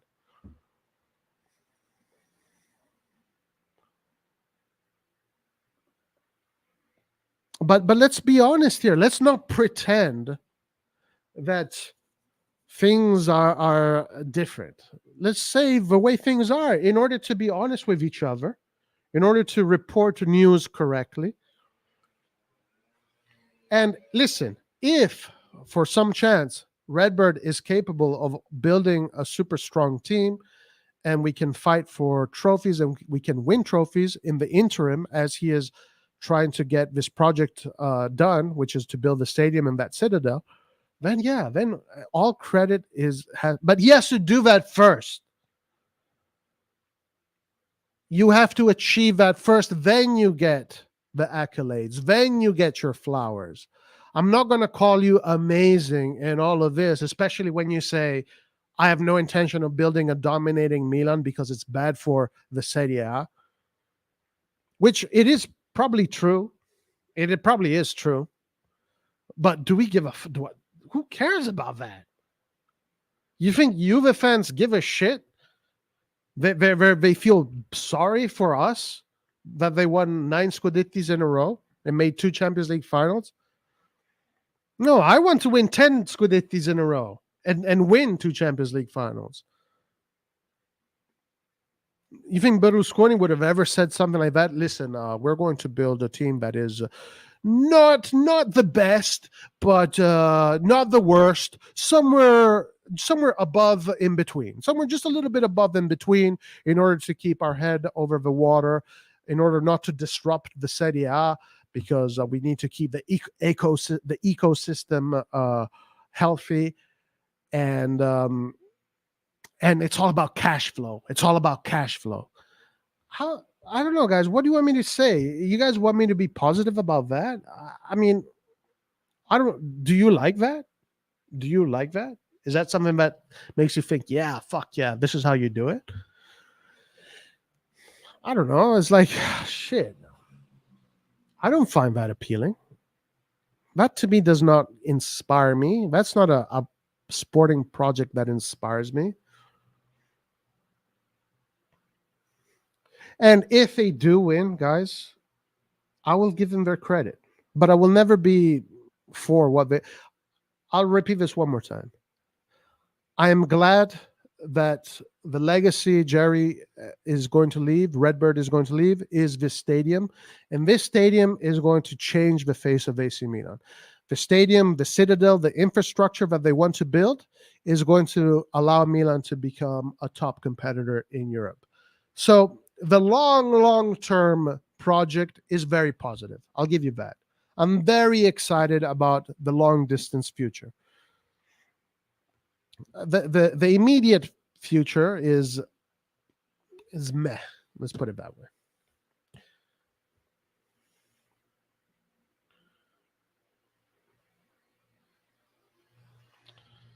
Yep, comes down to the ownership. Fuck Jerry. Give me what's up artillery. Well, no, the what's up now is relaxed. It's chill. We have decent conversations. Nobody is fighting.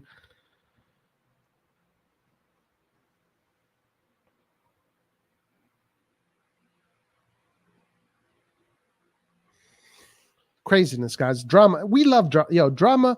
Look, when I was going through all that drama, that's when we had what? We almost had 80 viewers. Yeah, people love drama. I'm bringing drama to the people, guys. I'm bringing entertainment to the people. Roy, I will like Okafor as a replacement of Rebic. That's a pretty good shout out for sure. Lazio was way weaker than last season. Was way weaker than the previous season? Or you mean that you think they're weaker? I don't think you're wrong in any way. These signings so far are not the greatest. At the moment, red nerds only want to impress American fans next week. Guys, nobody's being pessimistic. Rebuilding a whole midfield and attack practically and historically out of 10 does not work. Let just tame our expectations and hope for the best. Yeah, exactly. I totally that's I think that is a reasonable take. It's not about being and for if these guys all of a sudden start destroying the world and they are the best in Italy, fuck, then the magic is real and miracles do happen. The reason why a lot of fans are now optimistic is because the expectations from Redbird was really low. We weren't sure if they will reinvest the Tonali money or not. We got used to banter era. Yeah, and I think, but there's also the aspect of people being positive based on delusion, like that example I gave you, like Floki thinking that Loftus-Cheek is Kaká. Oh, fucking hell. Bernardi, Arnautovic, or Pulisic, Taremi? Well, Taremi could have also come with Maldini. Berardi all day over Pulisic. Taremi over Arnautovic. But those were players. How many players have we been linked to with under Furlani and Moncada? Doesn't mean that we're going to get all of those players. Who knows who we would have gotten under Maldini? Guys, Berardi just scored, had a game against a fucking Serie A team or whatever it is, Serie D, Serie C. Sassuolo won 22-0. Berardi played 30 minutes. In 30 minutes, he had 5 assists, a goal from the midfield, and a penalty. So in 30 minutes, he had 7 goal contributions. Like, he's not a fucking bum like people want to say he is.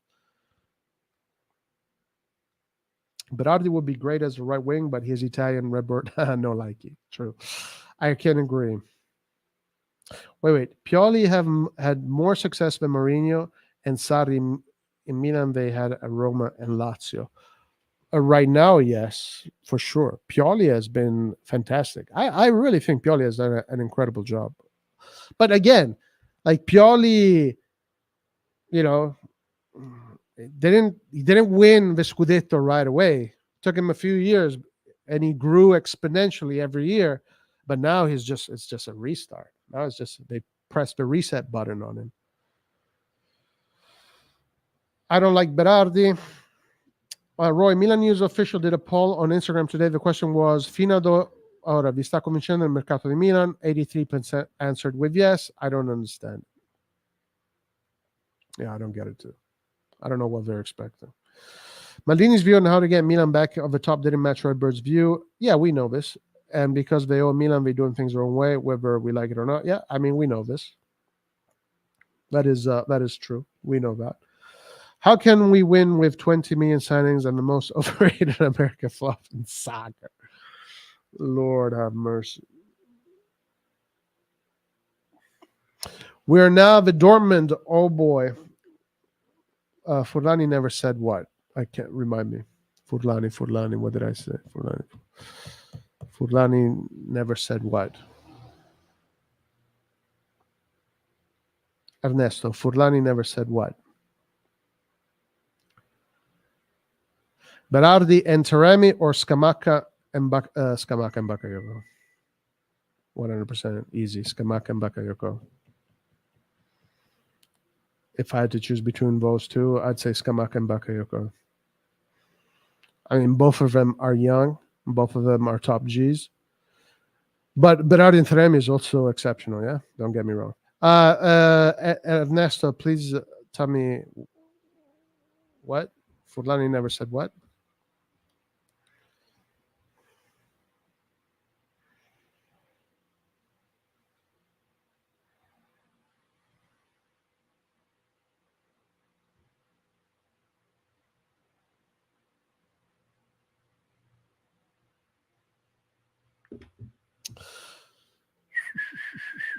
But fans want Milan to dominate Serie A. Exactly, Alan.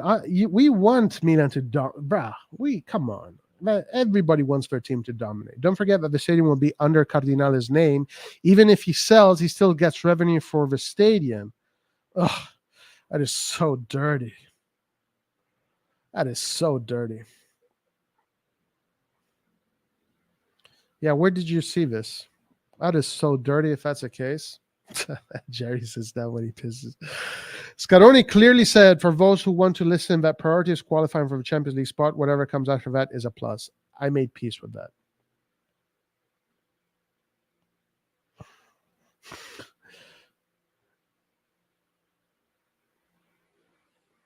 I mean, the thing is good for what? I don't understand. Like, Mercato is good for what exactly? Like, what do people want?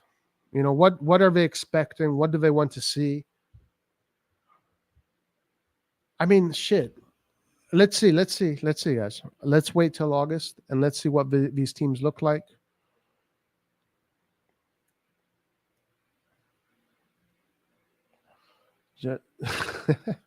Cherry has panther for hair plugs. Alan, he's been saying that since Elliott days. Yeah. I mean, Maldini said his goal was to make the Champions League every year for the next 10 years. And that goal would allow him to get to where he needs to get. But rebuilding the club like this, I don't know, guys. Let's see. There's no, this is unprecedented. So maybe we are going to create a precedent this year. And if we do, amazing. So finally, we can, when something like this happens in the future, we can look back at Milan in 20 years from now and say, look, 20 years ago, Milan rebuilt a squad, and in the space of a month, they dominated Italy. And then in 20 years, Herbert will tell me, yeah, but that was 20 years ago. Don't look at the past. Look at now. All I'm saying is that those who ain't aware of the situation of the club will always be disappointed. But I am aware of the situation of the club, and I have accepted it. But accepting it doesn't mean that I can criticize it. We still wait until we can finally spend big with 500 million revenue and don't know how many more top finishes we will need. And again, listen, to bring back this argument of the finances, what is the point of being financially healthy if we have to sell our best players to fund the mercatos? Where are the advantages of being financially healthy?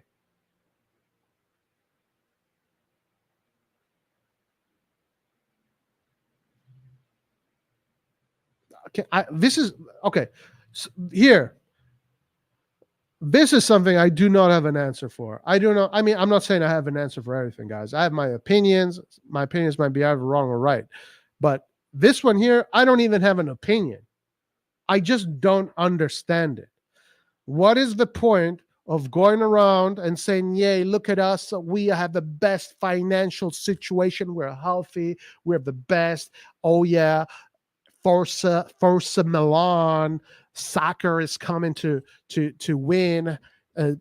Give me an M, give me an I, give me an L, give me an A, give me an N. Milan, Forza Soccer, man. Milan. Yeah, we're the most financially healthy club, brah. Okay, so what is the point of being that if you have to sell your best players in order to fund the mercato? At this point, let's be a fucking debt-ridden club like Inter. If we're going to do the same thing that Inter does, where are the advantages? Here, I need someone to explain this to me, guys. Can someone please explain to me where the advantages are in being a healthy financial club if we have to sell our best players? I thought the whole purpose of being a healthy financial club was to not have to sell your best players, to keep your best players and build around your best players, because this is what all the best teams do, except for Dortmund, except for Benfica, except for Atalanta. I see. Udinese. Okay. It's starting to make sense. It's starting to make sense.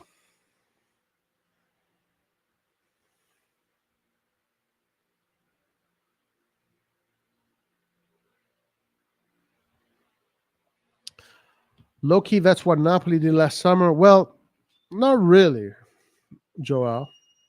If you're referring to some of the best players, Mertens was retiring from football. Insigne's cycle was over. Fabian Ruiz was not their best midfielder. Koulibaly was a very good midfielder, but he was also, his cycle was done. I don't know if it's the same thing. It's more like selling Osimhen, right? Selling Zelinski or something like that.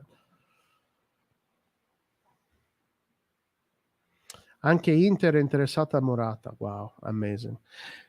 Amazing.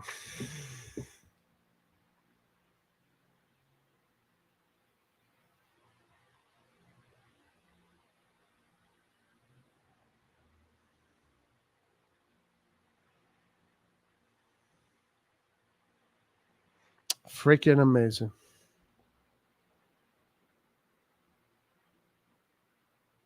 Yeah. Oh, yeah. I mean, it is true. Like right now, them selling Kim, it's a weak move. It's a weak move. Selling Kim is weak. Selling Kim is totally weak. We're we're dominating Serie A in financial fair play, man. Advantages, we don't get broke, bro. I can't wait for all these new bandwagon American soccer fans. Me too. It's going to be amazing. All right, guys. Let's see if there are any more news pieces. But hey, listen, it was a drama today. We had to bring in the drama. Hopefully tomorrow is going to be less drama.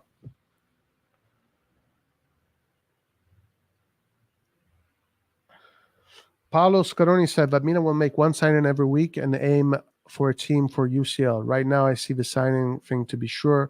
We signed one player every week. Let's see, man. I mean, it's not going to be easy for Pioli. Pioli has a big responsibility over his shoulders. But already look at the messaging. Inzaghi said that his plan is to fight for the Serie A and the Champions League. When they asked Pioli, what are your plans for the season? He said to reach as high as possible. Guys, Pioli knows it just as much as we do. He knows. Think he doesn't know?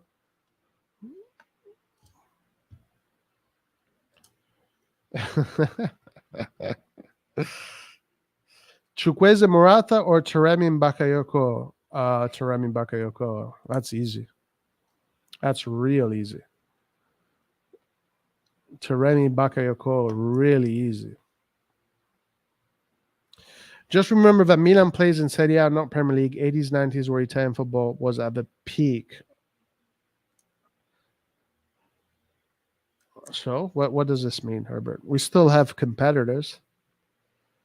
This whatever you're saying right now goes for our competitors as well. Yeah. Napoli can say, yeah, it's not the Milan of Van Basten anymore. It's the Milan of Loftus-Cheek and Pulisic now. So this argument doesn't just go for us; it goes for everybody. Bro, Napoli sold Kim after one season. Inter sold Onana after one season. Serie A is fucked. And Milan sold Tonali after 2 seasons. As soon as the shit hits the fan next season, Pioli's getting fired. I agree. He's nervous. Napoli didn't sell Kim. Bayern triggered a release clause. Nothing they can do about it. Yeah, that is actually true.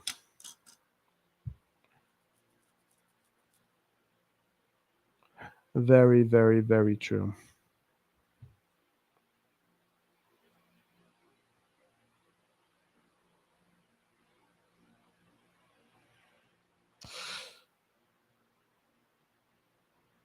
So Gala, guys, let me give you some news here. 19-year-old midfielder Gala has signed a new contract, 3-year contract. He will go on loan though. Reindeers flying in Milano. He said, "I'm very happy. Was it an easy decision to go to Milan? Of course. How long did it take me to say yes? After the first call. Forza Milan." Woo, nice. I like Reindeers. I like Reindeers a lot. Tomori said on Sky that the coach is trying something different in training.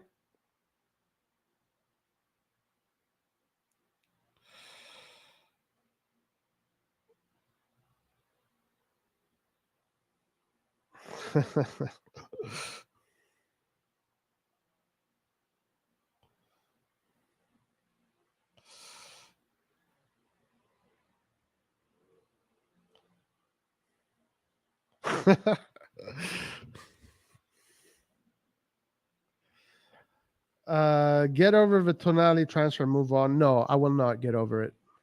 I will not get over it, Fanboy, because to me it doesn't make any sense. Either we are a club that needs money and we're not supposed to boast that we're so financially healthy. What is it? And I'm not going to get over it. I'm not going to get over it. Why should I get over it? Tonali in 2 seasons fucking was instrumental in winning us a league. Why should I get over it? All the big teams in Italy selling their best players when it comes to variety. But what's the point? Lord have mercy. What is the point in being financially healthy if we have to sell our best players? So one thing has to stop. We stop saying that we're financially healthy, or we just say, yo, we're fucked. Doesn't matter if we're financially healthy, we have to sell our best players no matter what. So basically,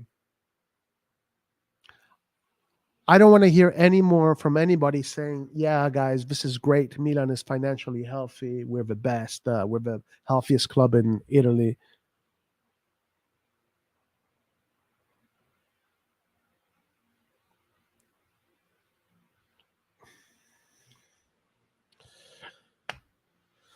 I don't get it. You explain to me, Fanboy, what does it mean to be financially healthy? Just join the chat, but were you talking about Elliot as you are with Redbird? No. No, under Elliot, I was pretty satisfied with how things were going. Under Elliot, I liked how Elliot kind of stayed out of the way and just let the experts do their job. And it worked. It worked really well, actually. Like the Singer family, they kind of just they did what they had to do. I mean, we know how Elliot got the team. It was basically a debt. It was Milan was collateral for a debt. Elliot has no interest in creating a Milan that wins trophies. They just Elliot was lucky that when they had the club, Maldini got himself in with Leonardo. Maldini was apprenticeship under Leonardo. Then Maldini took over that job. Elliot was lucky to have Gazidis, Maldini, Massara, Boban, and even Moncada there. But Elliot, I liked how Elliot did business. I liked it. I thought that model actually would have brought us to the top of Europe. This model here is just awful. Oh my God. This model here is just like a nightmare. It's a nightmare.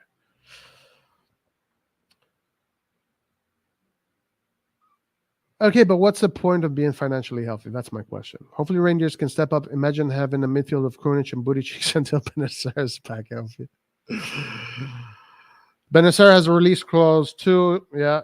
Also, if Benacer was healthy, guys, we probably would have sold him. They probably would have bought him. Get over it. This is not Sevilla or Dortmund. Yeah, like I don't know, man. I don't like me. It doesn't feel right when Milan does things like this. Cardinale won't touch anything because of the stadium project, so he told Fulani to get creative for funds. Yeah, it's all about the stadium. That is clear. It is all about the stadium. And it's going to be good. Like his big dream is the stadium, and that dream is going to be amazing for Milan. I'll give him that. I will give him that. Okay.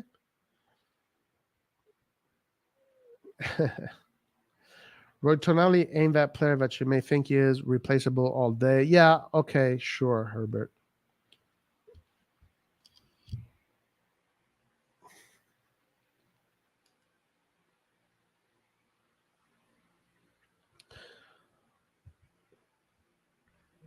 I mean, if that's what you want to think, I don't believe in selling your best players. I believe in continuity. I believe in building projects around you.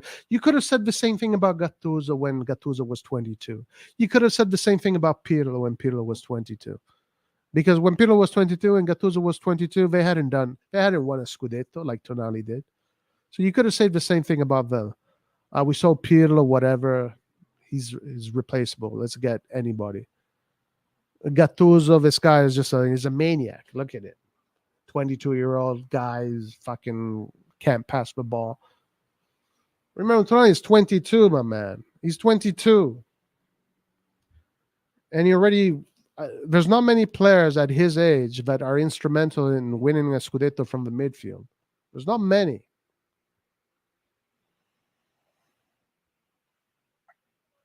We are selling club. Elliot's move actually made sense. Redbirds don't. Bayern Munich is, and will always be the only financially healthy club. Still, they don't sell their best players, so stop talking shit about we sold something to become healthy. That's nonsense, guys. Yeah, I want to know why. All right. I've gotten over the Tonali transfer because we got reasonable money, even though we are financially stable. Why Zoo? I don't know. I have to understand this one. I have to understand it. I don't get it. This one here, I'm not intelligent enough to understand it. We're financially stable, but we have to sell our best players.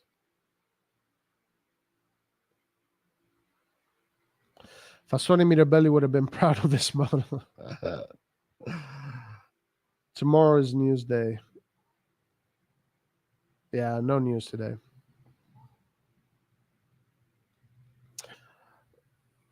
Sandro should have become the legacy of Gennaro. San Gennaro. He should have stayed, man. He should have stayed for. They should have said, listen, you're not going to Newcastle. We're going to give you more money. Stay here. We're going to build this really strong team around you, around your brother Leo, around your brother Theo, Mike Magnan. We're going to build a fucking amazing project. And then we're going to build a stadium, and you guys are going to kick ass in your own stadium. And you're going to be a proud Milanista for the rest of your life. That's what they should have done. It's hard for me to get over it. Jake Thompson is such a troll. I agree with you in saying keep and add to build a very competitive team, but nowadays it ain't possible. W Redbird, W Jerry, W Moncal, W Furlan, W Moneyball, W Billy Bean. I have a question for Jake. Jake, where are we going to finish in the Serie A next season, and in the Champions League? And do you agree with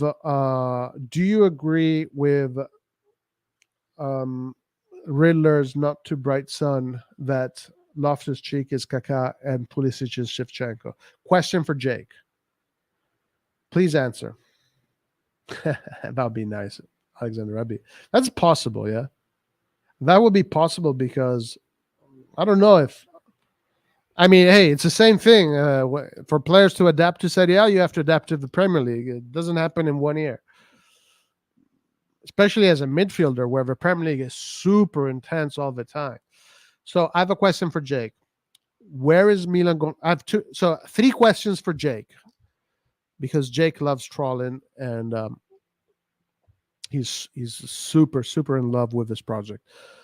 Where do you think Milan is going to finish in the Serie A this year in the Champions League? And do you agree with the Riddler's not too bright sun that Loftus-Cheek is equivalent to Kaká and Pulisic is equivalent to Shevchenko?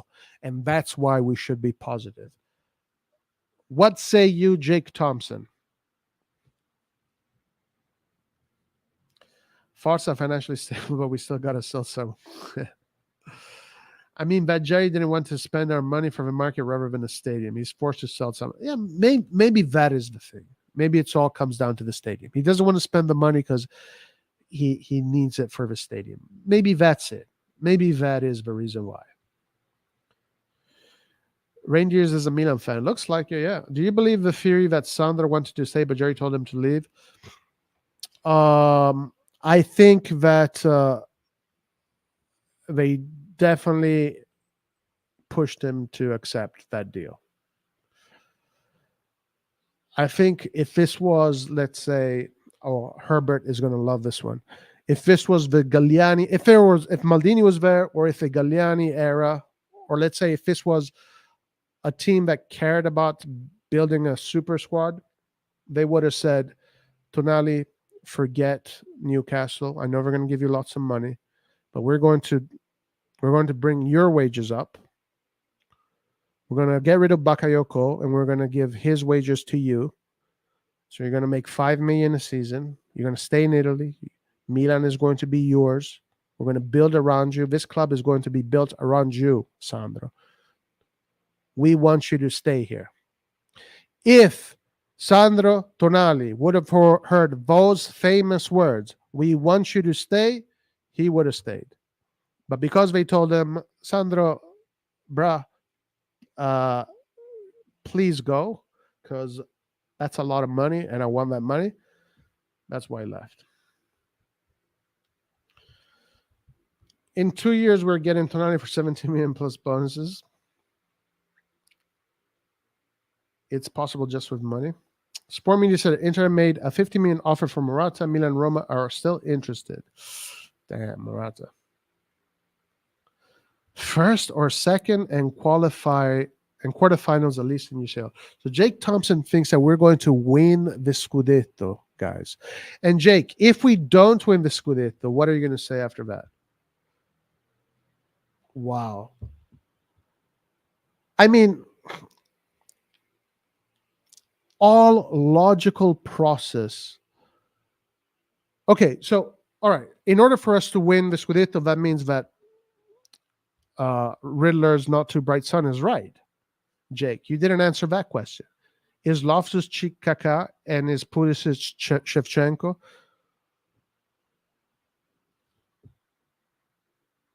Can you please answer that question? No, I don't agree. Interesting.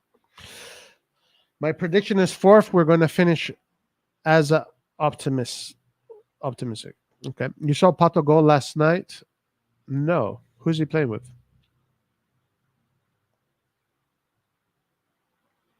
Bro, if we get a tough group like Inter the last season, we ain't making it out of the group. And we might get a really tough group, right? Because we're in pot 3. We might get a really tough group. It's hard to say, but it seems we will end outside the top 4. I mean, last season we ended outside the top 4. It can happen this season too. Who knows? 88th, São Paulo. Oh, yeah, he went back to Brazil. Okay. We should at least get top 4, hopefully. Hopefully. Quasi, absolutely bull crap. Loftus-Cheek ain't nowhere. I'm just saying, well, this is why people are pissed off at me.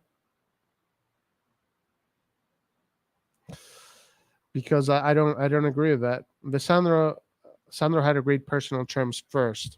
Nah, yeah, Jake. Jake is such an agenda-driven person. Lord have mercy.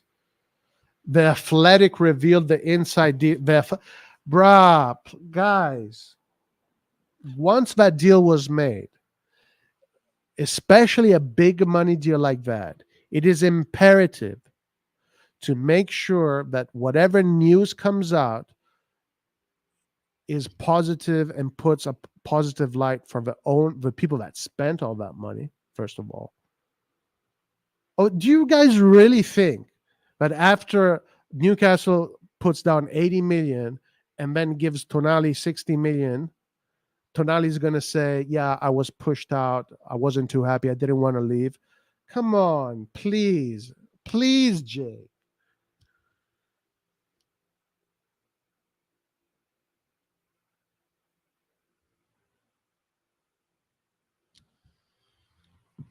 The Athletic, people that write articles in the Athletic are like me. There's like people like me. You just write stuff. And they're paid to write stuff.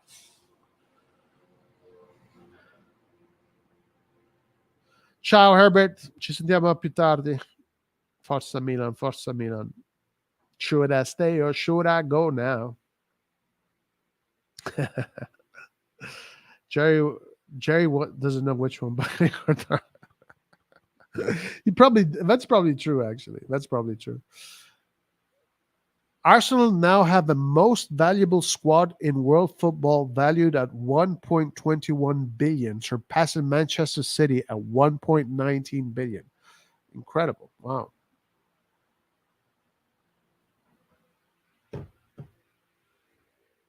Incredibile.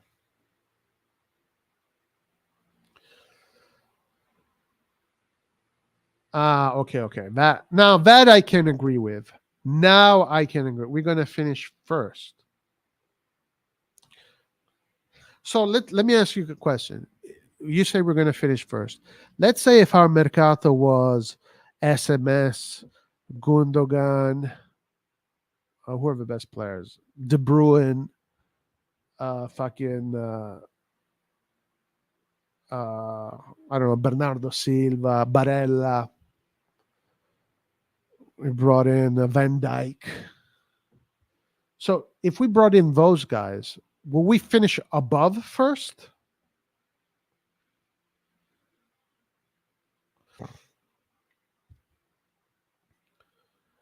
Well, first of all, I've literally never said once in my life that Inter is doing better. When did I say Inter is doing better? What I said is that if you underestimate Inter, you're crazy. Inter at the end of August is probably going to have a more competitive team than us.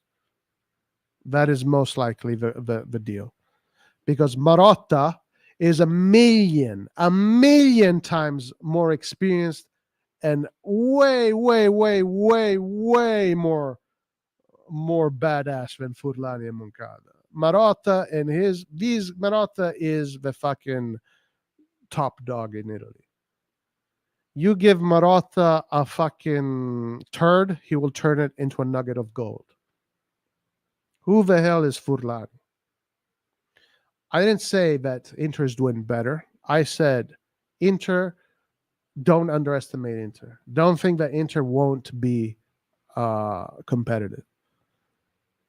It's crazy to think. Guys, listen. If Inter, but the other thing is this: like, if Inter tomorrow buys Pulisic, Loftus-Cheek, Romero, Reinders, Musa, are you shitting? Are you going to hide under the bed? Like, come on, guys, please. Let's be honest here. Let's be honest here.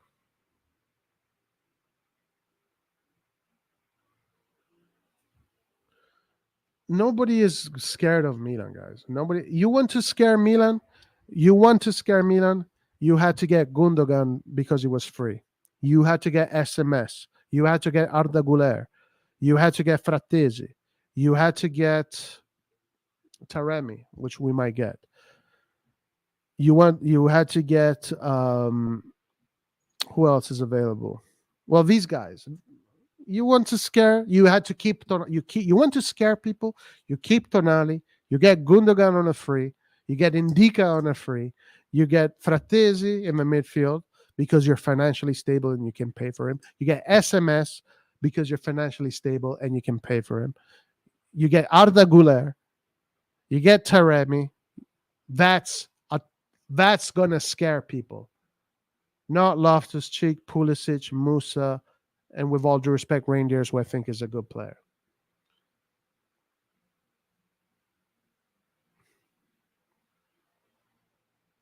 But no, my question is, if you do get, like, I was making this crazy example. If you get, so here Jake and all these other guys are saying we're gonna make number one. So if we bought Mbappe, if we got Mbappe, if we got De Bruyne, if we got Gundogan, Bernardo Silva, Barella, whatever, Van Dijk, if those guys came to Milan right now, so where are they finishing?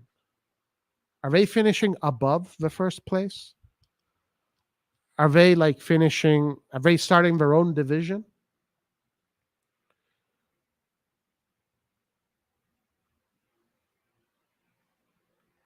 Right, to be honest, Ramos are coming. We're going to start this season better. I hope so. I hope, Ernesto, I really hope so, my man.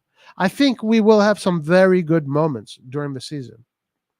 I think we will have some excellent moments during the season, and we will see glimpses of greatness.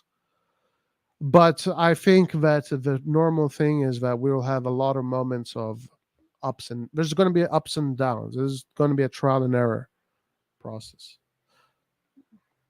They would win the UCL. Ah, okay, okay, I get you. I get you. Yes, but I think that they will start with a better squad just simply because they started with a better. I mean, they already have a better squad before the Mercato.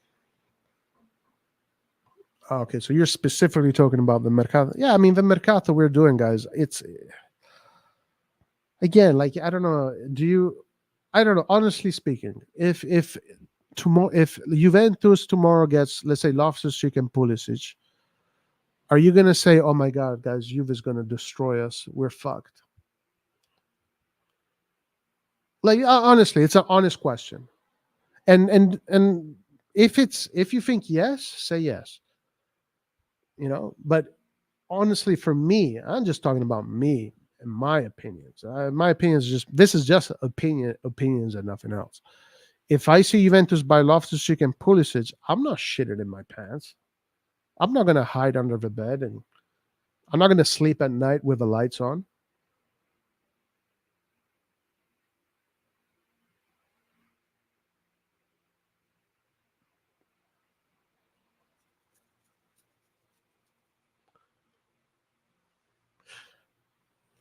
I'm going to give these guys the time they deserve. We're rebuilding the midfield, rebuilding the attacking mid.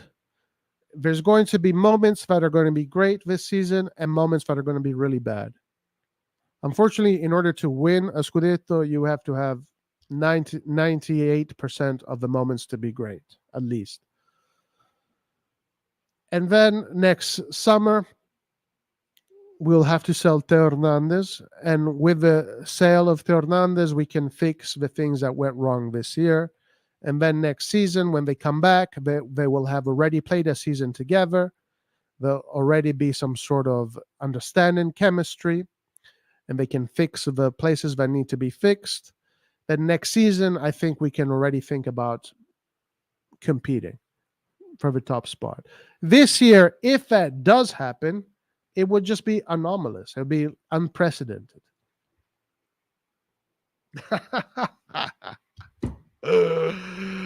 Jake. I love Jake. I love Jake.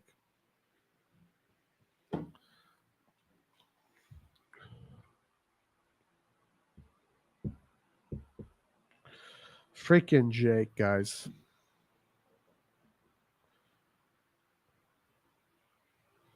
Freaking Jake.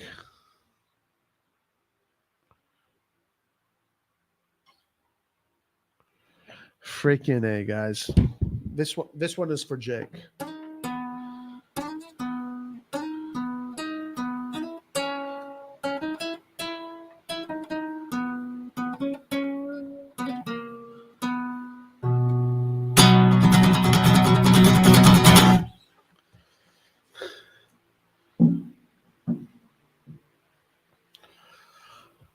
Oh my lord. You want me to open the lines? Yeah, I can open the lines.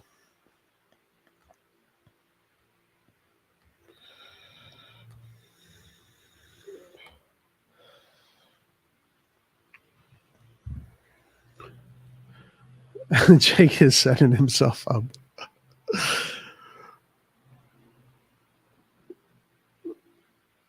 How is it anomaly if we win the Scudetto with largely the same team 2 seasons ago?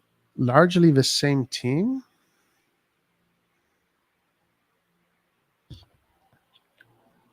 What do you mean largely the same team? It's a completely new midfield and a completely new attacking department.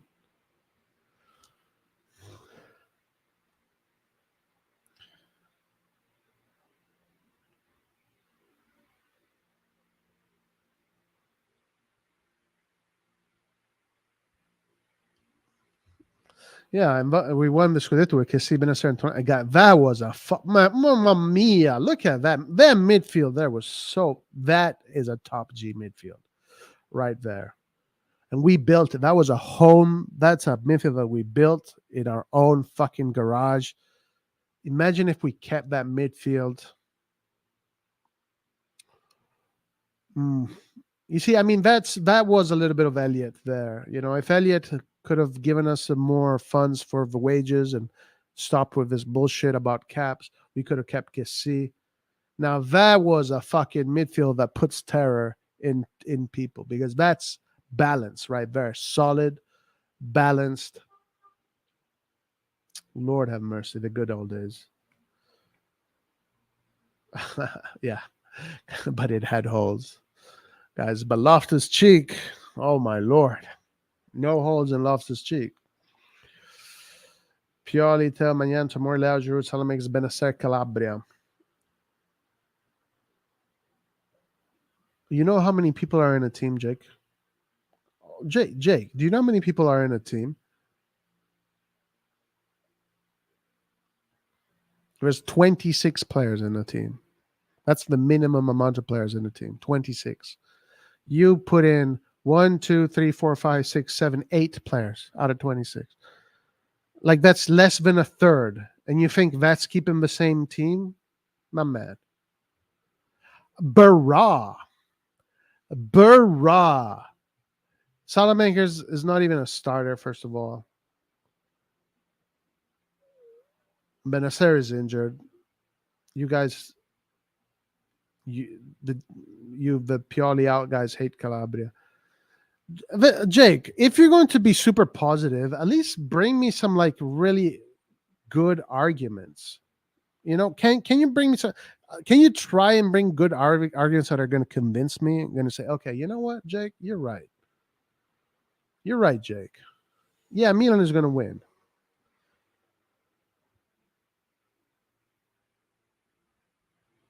Diaz and Alexis were actually key to win Scudetto as well. Yeah, true. Very true. Very, very, very true.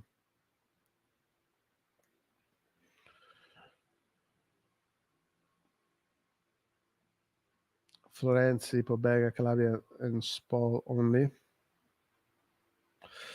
Yeah, not having Benacer. It's got nothing to do with the market. That's just like being unlucky, but that sucks. Benacer was so good this season. Too bad, too bad. Guys, I'm going to go for 20 more minutes. So if you want to jump on, jump on. You got 20 minutes. Roy, why do fans hate Calabria? Is consistent? I don't know. I mean, because there are games where he gets cooked and people only remember those games, you know?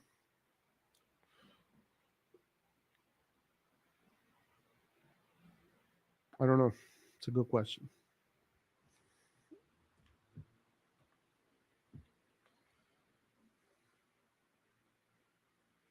Ole, hola, Jerry, Jera. I love Jerry, guys. I love Jerry. I love Jerry. Anyway, listen, guys. I think I'm going to do. I think I'm going to change my whole shtick. I'm going to start saying that Milan is going to be the best. Milan is going to win. Milan is going to be the best thing since sliced bread. Let's see if that works. Maybe that works. Let's see. What's up, Gio? How you doing, my man? How you doing, Roy? Man, you was on one this early this stream, but did you check Longo? He just tweeted something with the alerts and all that. No, I what don't did he know. say? It just came through on my timeline. Let me see.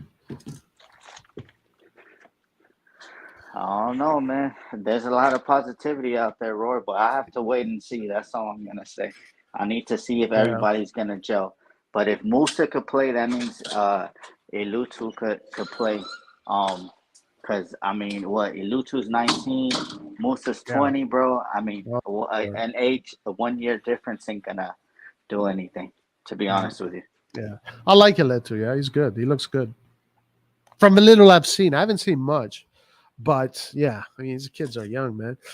Yunus Musa is getting closer and closer to AC Milan from Valencia, contract until 2027, 2 million a year. That's good. If we get him 2 million a year, that means that if he turns out to be good, we can renew him. Milan are pushing to try to close the deal this week. Not too shabby. Are you going to the Milan Juventus game, Gio?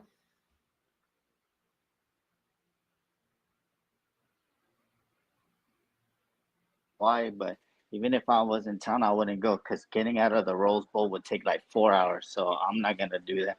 Oh, But really? yeah, I'm going to the Juve Milan game, and I don't know. I want to see more Italians. I got called the R word, Roy, because I said I wanted more Italians in the team, Oh, and I don't no. know how I could be a racist. I mean, are we an Italian club? I mean, I don't know. To be Who called you honest with you, racist? Who called you racist? somebody DM me on Twitter saying that Ah, why do I want to get like more Italians that they say, the same oh, propaganda. dude, there's such an agenda against Italian players. It's so crazy. It's so cringe. Like, what is up with this anti-Italian agenda? Just fuck, dude. But you know what? I'll tell you this, Gio. Italians, like Italian people, they are a bit, very responsible for it. They're the first ones that are responsible for it. Like you So, wouldn't take Coyote. Like, oh oh man, yeah, did you see his goal yesterday? yeah, yeah, it was great. Fiorentina are getting all these gems, man. Where's our Yeah, scouting department with all these players too? yeah, yeah. Coyote, Haza, Vignato, the Faticanti, Della Valle, all those guys. When we in He for was good. Vignato, when we in for Vignato 2 years ago, Roy, his name sound familiar. We were in for him, the left winger, right? Vignato played in front of a defense. Oh no no No, no no no no no no no! Yeah yeah yeah yeah! No no, yeah, Vignato was yeah, a left wing. Yeah yeah. yeah. When we in for him, like I remember that, like 2 years ago. I think so. I think so. It does sound familiar. That name definitely sounds. He's a beast. Oh my lord, that guy's a beast. That guy has a progression with the ball that is freaking insane. And Coyote, guys, Coyote, by the way, he is a defender. Like he's a fullback in Fiorentina. In I think he plays for Primavera. But that guy can play the whole line from the offensive line to the defensive line for 90 minutes without ever dropping an ounce of intensity. That is a gem. Coyote is a gem. Yeah, yeah, he's a right back, Roy. Like that's also, but he was all over the pitch. Like he He was wasn't even everywhere. tired. I Yeah. know he wasn't even tired. I mean, that kid. I don't know. He probably end up in Juve because you know what Fiorentina does. But I would put in a cheeky $10 million in for Coyote. See what happens. Yeah. Man. Yeah, I would too. I would too, bro. I would do that as well. But I don't know. Oh yeah, Sharon Doer also. Endure, Oh another yeah, one, but PSG he's at got Endure. Benfica, right? Benfica, but Wasn't he PSG at just Ben? got him. Oh, so you telling me every other club could get Italians except for Milan? So that's what you Except telling for me, me. Ron? Yeah, yeah. That's right. That's right. Nah, man.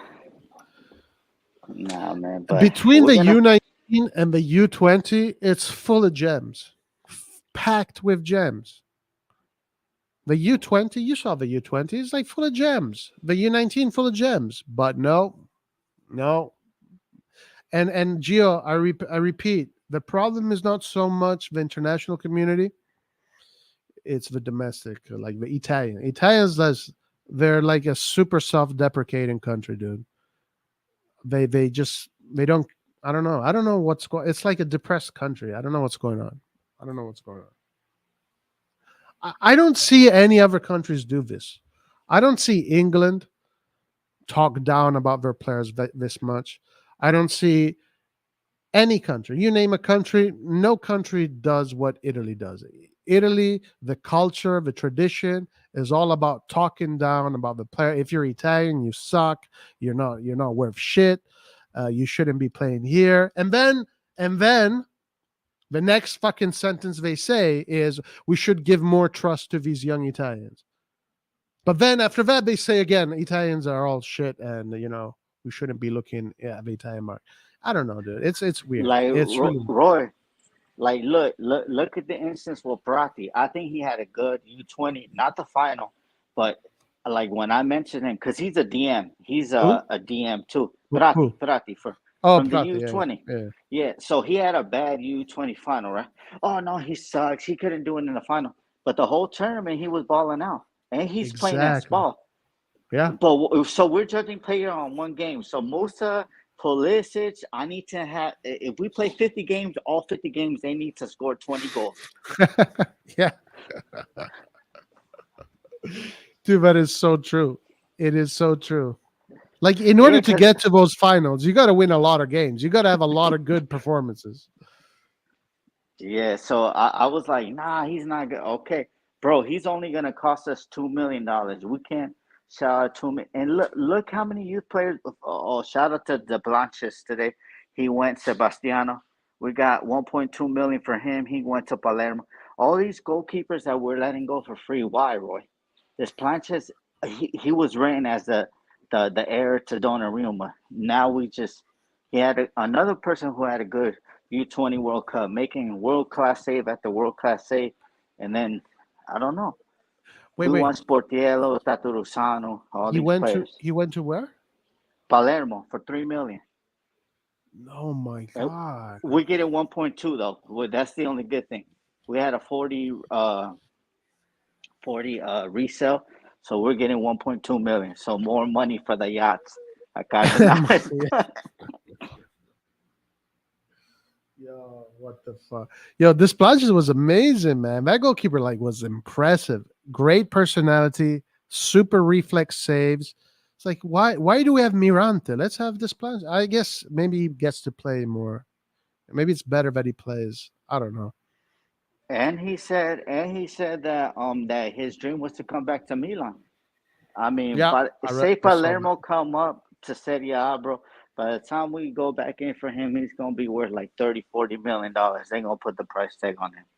And I'm tired. The only thing I want to say, Roy, is I'm tired of these AI Italians, like that Facundo kid. Just because he has an Italian passport, they're passing him as Italian.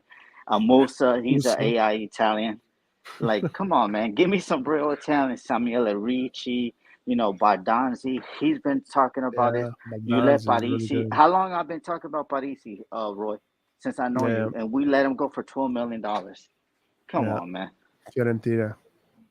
I mean, in all fairness, Facundo is a good player. Yeah, like he did a good U20 World Cup. I mean, but I hear what you're saying. Is like, yeah, it's like they're they're not they're coming off as Italians, but they're not really Italian. Yeah, man, it's a shame, dude. It's a shame. Yeah. We'll just wait and see. Like, I'm gonna wait and see. Other people, I don't know. No, listen, for me, it's like we're going. Yeah, let's see what happens. Let's give these guys time. Let's see how long it'll take for them to figure out the best formulas, the best chemistry, and to get that chemistry going. And maybe by August we will find out that the other teams we're competing against are complete shambles, and that'll be to our advantage. Maybe that can be something that can happen. Like Juventus could be in complete shambles by August, Inter complete shambles. So maybe the competition this year is not going to be too strong. But Roy, it's so obviously crazy. that's not realistic. Yeah, go ahead. It's so crazy that the Inter fans are in a frenzy, and Morata's been signing a lot of good deals for them for free, and they've been Yeah. working. Like, why are you complaining? Now that's BS complaining, and then we're positive over here. I don't know why. What is it to be positive about? I don't know, dude. I don't know. They got, who did they get? They got Bisek in defense. They got Quadrado. They got Frattesi. They got Turam. They're about to get Somner. He's a really good goalkeeper to replace Onana. At least that's who they want to get. They're gonna try and get a striker. They sold Onana in order to get Lukaku, but that story just went crazy. I don't know what the fuck happened there. So now they have the money. I don't know how they're gonna spend it. Let's see. But Oh, I'm just saying, Balogun. I'm not gonna underestimate them, Gio. I'm not gonna underestimate No, what these I'm guys not do. underestimating. They just sell, and then they know how to work, sell, and pick up somebody for free. Yeah, So I'm not underestimating them. We just have to see. I seen a lot. Like on yesterday, we had a show, and I said, like, I've seen a lot of generational talent come to Milan and say they were gonna be generational. Like, remember when we got Andre Silva, they said that he was gonna be the heir to Cristiano Ronaldo's throne, and it didn't work out. So I've seen a lot of players that said that they were gonna come to Milan and do all this, and but the badge yeah, yeah, ways, Roy. That's what people. That when I say I'm not positive or whatever, I'll let them know like, look, the badge and the colors weigh a lot, and that's what you got to put in perspective. Yeah, they could be yeah. a good talent. Look at CDK; he was ripping up Champions League when he Yep, came, but the jersey too heavy. that's right. That's right. It's a big Everybody's favorite difference. player, Leao. Look how long it took him. Yeah, Like, come on now. Like, people start putting in. Now these players are gonna bang. Christian Pulisic gonna score 40 goals, be the new Mbappe. Uh, Loftus Cheek is gonna do Manchester United runs when he had Evra and O'Shea bump into each other, and then he's gonna score a goal. Like that. That's what people think. No, no, no. This is Calcio. Italy's a very tactical league, and okay, you might win the first game, but when you come to the second game, they're yeah. gonna know how to position against you, tactically set up against you to stop. To stop. I think that's why, for me, Italy's like the best league because they know how to stop. Yeah, yeah, it's a difficult league. It's a tactical league. You can't just show up there and just assume that you're going to destroy everything, especially if you're not anything like.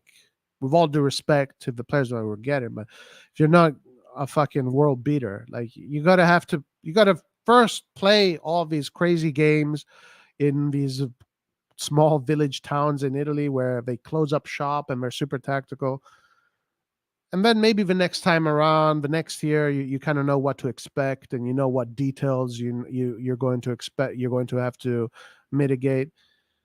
So yeah, for me, it's not simple. It's not so simple to get players. And you said it, like Reindeers is coming from AZ Alkmaar, and now he's got to wear the AC Milan shirt on. That's a whole different animal, man. And even Loftus Cheek, yeah, they played in Chelsea. True, absolute Chelsea, huge club, lots of money. These guys weren't the fucking starters. They were bench players, and now they're coming in here to be the starters of AC Milan. A huge responsibility. If these guys don't deliver, the people like Jake Thompson that are super positive, they're going to be the first one to eat these guys alive. Insane. What do you think of the drama going on in RossonARI TV land?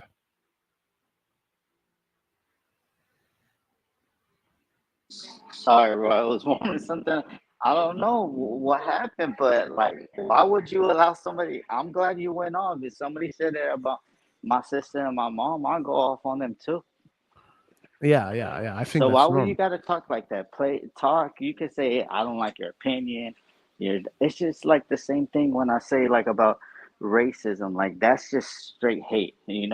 Like you could cut me off in the lane, and I could call you an MFer. That's not hating you. That's just disliking you. But Right. they going beyond and stuff like that. But to me, Roy, Yeah. oh Stevie P, he's on a vacation.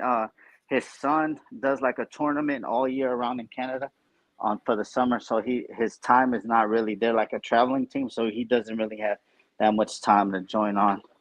But he'll be back. He'll be back. Is he a But he won't coach? be. Yeah, he's a coach for like Canada. I think even Milan are out in Canada for the youth thing, Roy, right Really? now. So they're yeah. They have a soccer camp set up for the whole summer. So Nice. I've been seeing a lot of pictures because we have a chat, and they've been sending in the pictures of the little kids with the Milan jersey and stuff like that. And the only thing that about Redbird, which I hate about them, is Yeah. like they broke my daughter's heart. 5 years old, biggest Tonali fan ever. Oh no. I got the jersey, and I had to explain to a 5-year-old, let him know that Tonali he left, he gone. Oh my She said it lord. was okay, but I mean it's not okay. But I mean I don't know. To me, I must wait and see what's on the pitch. But give me some Italians. I say it on my stream when I go on different spaces. Give me some Italians. This is AC Milan. We're not located in Greece. We're not located in France. We're located in Italy, baby. So give me Yeah. some Italians, and I'll be okay with it. I don't know. What are Yeah. your thoughts, Me Roy? too, dude. I would like to see more of the Italian block because I think it's important, and it's got nothing to do with national pride or that shit. I I mean, maybe a little bit because at the end of the day, yeah, I support the Italian national team, whatever. But the main reason is because first of all, it's an Italian club, and you need players from the national team. And we saw in many different contexts that when you have players that play in the national team and that are in a club team together, there's more of that sense of group sacrifice for each other, fight for each other. There's more, the locker room becomes more united. And that's normal. That's just normal. It is normal. This is just human nature. Like, look at Inter. Half their team is Italian. They're the ones that made it to the final of the Champions League, you know? And they're not even the best. They're just like normal players, like Acerbi, Darmian. I mean, Di Marco is good, Barella is good, Bastoni is good, and Acerbi had a really good season. But that camaraderie is important. Yeah, Germany, Bayern Munich always banks on that German block. Barcelona's best years was when they banked on that Spanish block. Milan's best years when they banked on an Italian block and a Dutch block and a Brazilian block. So yeah, it's like an Italian. Yeah, man, I'm not against it. I don't think it's racist to say that. That's weak sauce if you It's think it's the racist. internet, Roy. They gonna mix up whatever you say and stuff like that. Just agendas, man. I guess at the end of the day. Yeah, yeah. But I've kind of I've given up on the whole Italian thing, man. I've given up on it. Speaking of Italians, though, or AI Italians, as you say, Genoa has positive contacts with the agent of Retegui, 15 million euro plus bonuses with bonuses, so 50 millions with the bonuses. They think that Genoa is going to be able to land Retegui. So Retegui is going to probably come to Italy, have his first experience with Genoa, maybe kick ass in Genoa, and then Inter is probably going to get him. Yeah. Let's see. That should be interesting. Okay, so they have 15 million, right? So y'all want Gabia? I need 10 million, guys. I'm tired of these loans, Roy. Why do we have to loan our primaveras? Why can't somebody buy him? Remember Mullah Matari, he went for 8 million. Remember, Roy. So 8 million? that's another. Yeah, because he went in the Frattesi deal. They valued him at 8 million, so he Oh, $8 million. by the way, I don't know if you saw, Sassuolo played a friendly just recently against Real Vicenza. I think it's a Serie A 20-0. team. Yeah, 22-0. Mulattieri scored 5 goals.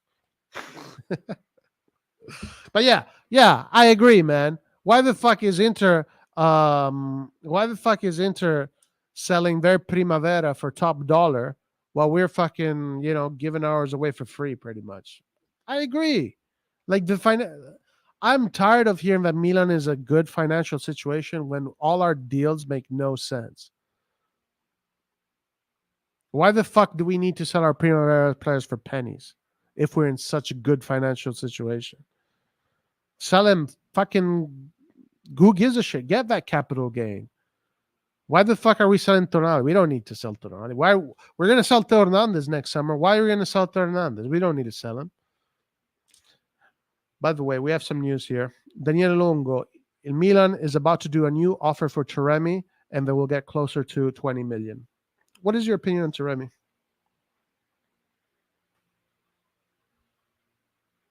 I like Taremi, man. I think he drops in and he's able to play the balls and assist. I think that's gonna work out with us. If we have Leao and what's his name and Pulisic on the wing, I think that would be very good. Especially Taremi, he can hold up the ball, do a line back pass to Leao, cutting the defense open. So I like Taremi. He has a lot of assists in his game, so that's what we need. We need players to do more. You know. Yeah. Send Leao into space. Absolutely. Stevie P is a realist. Stevie P gives you raw love to our players. I like Stevie P. I like how he calls the players too. I haven't seen him around in a while. Yeah. He'll be back, Roy. He'll be back, but he's just taking that summer off, and it's gonna be he's the one. I think me and him been talking about like right wingers, like for Yeah. like 3 to 4 years now. So I Oh mean, yeah, I yeah, don't yeah, know. yeah. He really doesn't like salad makers. Neither do you. Who do Salad. you want? Who do It, you want for the right wing? Go ahead. I No, think go ahead. Chukwueze scares everybody about it. Roy, Chukwueze getting him and lay out two players that can dribble, and then that would be crazy. But I think 35 million when they sold Jackson for 35 million, who has like 4 or 5 years left. I mean, it's kind of crazy that they want 35 million with somebody like. Hopefully, we could get the deal done in January. They should do it in January because if he goes as a free agent, we're not giving him 6 to 7 million on free agent wages. So either miss out right now or go back in January. And I don't think Villarreal are in any tournament, or I'm not sure to be like a cup tied. I'm not too sure. I'm not too sure on that, but get them in January. In January, they're gonna have to. The Milan offer 10 plus 5 plus a resale value, then they're gonna have to do it. Mm. Or I'll take Orsolini, to be honest with you. I mean, I think Orsolini's problem is that he's never had any motivations being at Bologna for as long as he was, especially that he was at Juve and he had a big upside when he was going. So I don't Yeah, know. when he was young. Yeah. Yeah. What do you think of who are we linked to right now? Just the The Danish kid. We're going back to our roots. the Isaacson, The right? Danish kid, yeah, the Danish kid. So I don't know. I don't know. I just feel that if we get Chukwueze, he's a little bit older, so he knows what it is to be a pro. Well, the I thing don't with know if Chukwueze is either Chukwueze or Taremi. You know, it's one of the two. Now, I don't know. I mean, Chukwueze is saying that he cost him much. Milan is not going to pay. The negotiations are over. But yeah, I agree. Chukwueze looks like a good right wing, maybe the best right winger that we're linked with this year. Him and Bakayoko probably. yeah. I mean, if PSV won, Charles, why can't we swap him out? Yeah, I thought about that today actually. Yeah, Let's. come on. You want We'll Charles? give you Charles. Give us Bakayoko. That would be a good deal. Come on, Charles. He's the best. Bakayoko, that guy is. Come on, that guy is gonna fucking flop. Give us Bakayoko. It's good for you, PSV. It's good for you.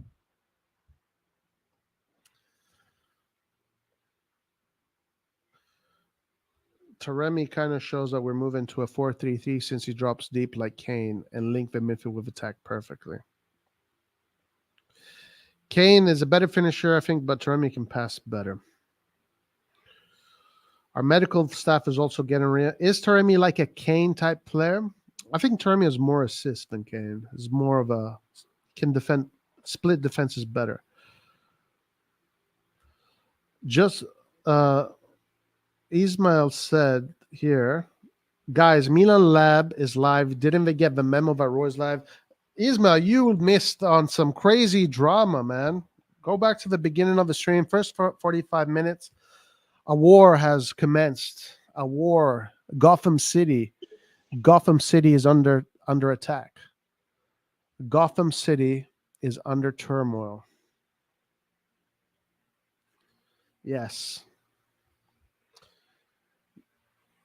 The Riddler is out. Well, the Riddler's not too bright sun is out. Where's the Penguin. Antonio?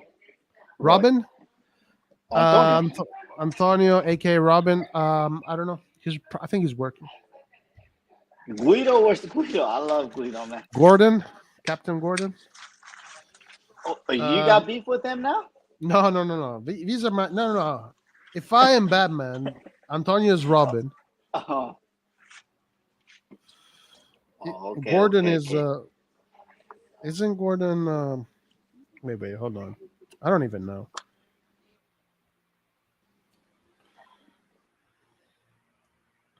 What's the name of the guys? Yeah, James Gordon. Yeah.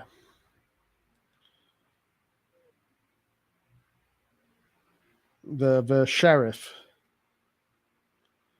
Guido is the sheriff. Now, these guys are always talking crap about me, so I'm just gonna. Laird is Kratos, baby. No matter what, Laird will always. Oh be... yeah, where's Laird too? Where's he at in all this war? This is Laird right here. You know, Laird is a little bit of caught in the middle. He has no beef with anybody. He's kind of caught in the middle of all of this. So, but Laird right now is in Italy. He doesn't have his computer with him, so he's not as available. Aren't you going to Italy, Roy? Soon? Yeah. That's going to dope. I'm going to when see. The season starts or no? Maybe actually I might be here when the season starts. I don't know, maybe, but unfortunately, Milan is going to be in LA. I'm going to be in. I am in Italy right now. I just got to Italy, and I'm going to see Napoli train because they're literally going to train 15 minutes away from me. So I might as well go see them, and. The Trofeo of Silvio Berlusconi, I might go see that. Yeah. Okay, Roy, man. Well, I know you're going to be eating a lot of good food out there. Oh, yeah. I'll be in Hawaii on Thursday, so. Oh, shit. That's fucking even better. That's why I'm missing it. No. I'd rather be in Italy and all that good pasta, Roy. Chilling by the sea, running into these players, you know. Yeah. Where are you going to be in Hawaii? The Honolulu? Yeah. Nice. Yeah, man. I've literally been to I've been to literally every state in America except for Alaska and Hawaii. But I think I have been in literally every state in America. I think. Except for those two. Have you been to Hawaii before? First time?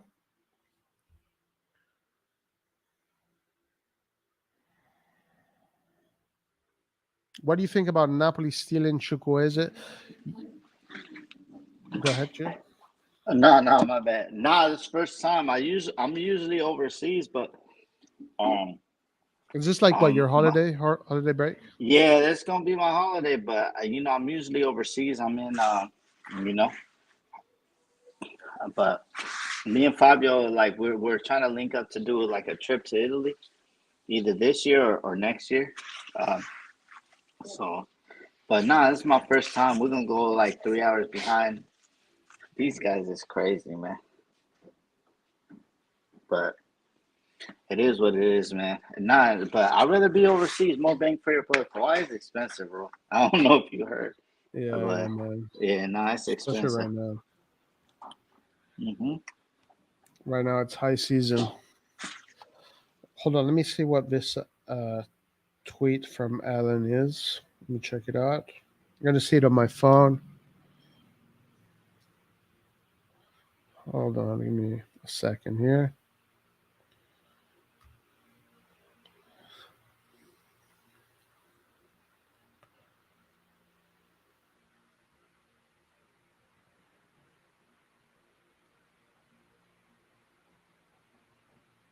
Let me see. Let me see.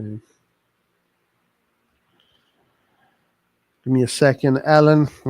I have dial up from 1992 here. I'm running on the Skynet network, so things are slow.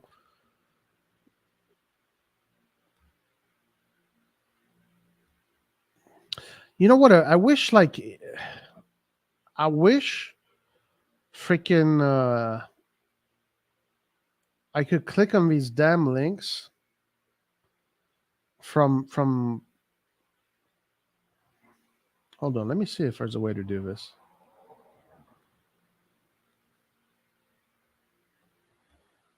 All right, here it is. Who's taking care of the dogs, bro? Dogs are fine. No, but who's taking care of them while you're gone? Or you brought them on the plane? No, they're here with me. They're here with me. Dang, bro, you a baller paying dog fare tickets? Dang, Roy. The dogs. The dogs. Here's Taremi versus Lukaku versus Morata versus Balogun versus Beto. Wow, cool. So Taremi is blue, Lukaku is pink, Alvaro Morata is green, Balogun is yellow, Beto is purple. So let's see. So of course here, wow, Taremi seems to be winning everything here. But let's see who are the clear winners. So age 30, 30, Taremi 31, Lukaku 30, Alvaro Morata 30, Balogun 21, 25. 21 is passes received 84.8 for Taremi. Roy, take off that guy from the screen. I can't see Oh, what you're saying. my bad, guys. Shit. All right. So the blue is Taremi. So you can see he's the most rounded player. Yeah. Wow. Most rounded by a landslide. Yeah. Wow, Balogun is pretty. He's still young, you know, but Balogun only excels. He excels in XG, and that's it. But it's not. It's pretty much the same as Taremi. And Alvaro Morata. What's NPG? What does NPG stand for? NPG, non-penalty goals. Oh, probably. Oh, But I okay, think Taremi non-penalty. helps us with low blocks, Roy. Yeah. That's Yeah. right. That's Balogun doesn't. 100% correct. Yep, you're 100% correct. The only issue that bothers Redbird about Taremi is his age, but the algorithm says he's the guy. And Morata is up there too. No, Lukaku, sorry, is up there too. Okay, let me put this in the middle of the screen so you guys can see it. So Taremi is the blue, Lukaku is the pink, Balogan is the yellow. Morata is green. And Beto is the dark purple here. The purple. So you guys can check that out. Kind of gives you a picture of what these strikers have been performing. And thank you to Fenerbahce for taking the cow away. He was a Who? menace towards Milan. The cow? The cow.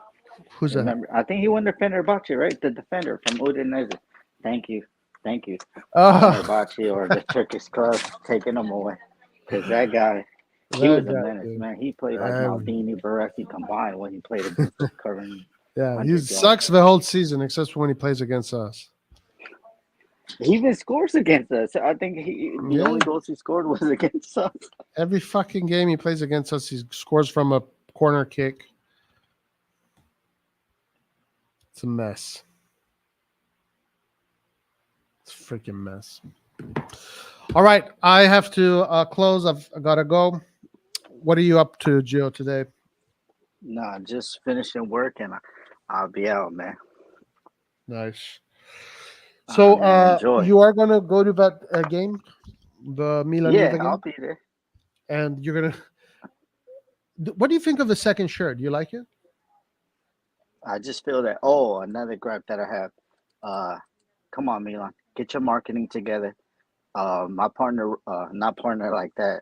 Um, my partner, my podcast partner, Fabio, he had Yeah. a home jersey 2 months before it was released, and then Oh. somebody in Barcelona bought the jersey last week. Come on, do better marketing if you want to do better releases of the shirts. That's all I'm gonna say. Mm, yeah. But the away is, I love the away all the time. Away, a lot of people don't know is a good luck when we're in finals.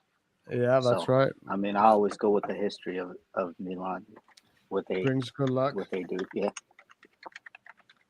Definitely brings good luck. Guys, we have some news here. Milan will do a new offer for Taremi. They're going to go to 20 million. We already read that. And another piece of news here. Milan is optimistic in closing the Musa deal. So we might be getting Taremi and Musa all in one. So there you when go. they said 5 players they're gonna get, who do you think are the other 3, Roy? Well, I think Singo is one of them, right? Uh, Singo is one of them. Maybe the Facundo kid. Because after Musa, well, they got to get the right winger still. If you're getting Singo to be the right winger, then seriously, like, what? What the fuck? No, you cannot get fucking Singo as the right winger. So we need to get the right winger after Taremi and Musa. If we get these two, we have to get Singo. I guess Singo is going to become the deputy to Calabria. I guess I don't know. I don't know where Singo fits because we already have Florenzi there. Is Florenzi going to be kicked out of a team? I honestly have no idea. The single operation to me is strange. But Facundo to replace Gabbia, that's what we're saying. We have to get an Italian just for the quota as a deputy to replace Balotelli. Singo is an AI Italian. Is he? He's homegrown. That's AI. Homegrown and have a passport. Those are AI Oh, classifications. okay, so that's why we're getting single. There you go. There you go. What about you? Who do you think? Oh my God, look at this.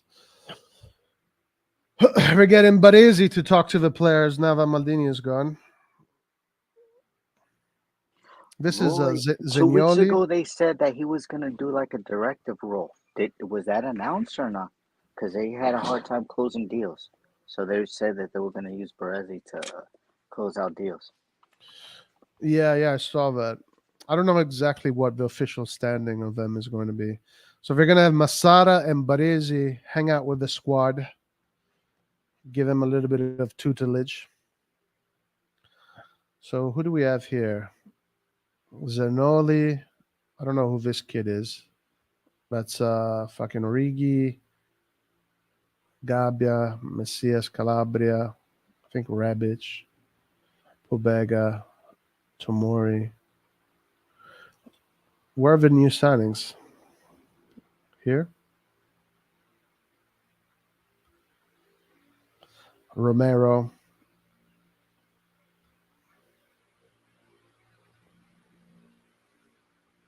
Colombo. Good to see Colombo back. Colombo worth 20 million. I'm doing Sassuolo prices, 20 million for Colombo. Yeah, man. Anybody If says I'm fucking delusional, yeah, if Mulattar rivalry is 8 million, then Colombo's worth 12 more than him because he I agree. actually scored Serie A goals. I totally agree. If Colombo was an Inter player that scored 6 goals, he'd probably even be more than 20 million. But no, they're probably going to sell him for 5 million. Whatever. All right, man. I got to close. Gio, it was nice to talk to you, bro. I'll talk to you soon, my man. And everybody else, guys, thank you for showing, for being here. And All right, yo. Peace out, my man. Enjoy. Peace. And guys, yeah, if you want to know what happened with the whole drama with Milan Lab, and just go to the beginning of the stream. I put it all out there. It's for entertainment. It's for entertainment. Guys, we'll see you next time. Arrivederci and Forza Milan. Thank you, everybody, for joining. Make sure you click the like, and let's see who else comes to Milan. Let's hope that it's going to be great and whatnot. And let's hope that Riddler's not too bright sun was right. That Loftus-Cheek is the new Kaká and Pulisic is the new Shevchenko. Villarreal got smoked 6-1. Damn. Lord have mercy. All right, guys. Have a good day, night, morning, wherever you are. Peace out. See you tomorrow. Ciao.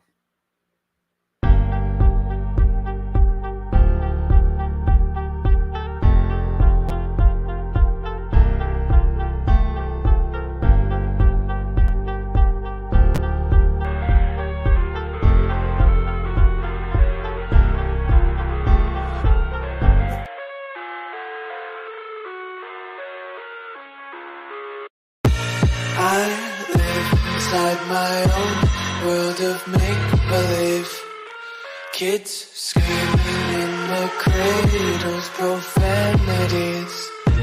I see the world through eyes covered in ink and bleach. Cross out the ones who heard my cries and watched me weep. I love everything. Fire spreading all around my room. My world's so bright, it's hard to breathe, but that's alright. Hush.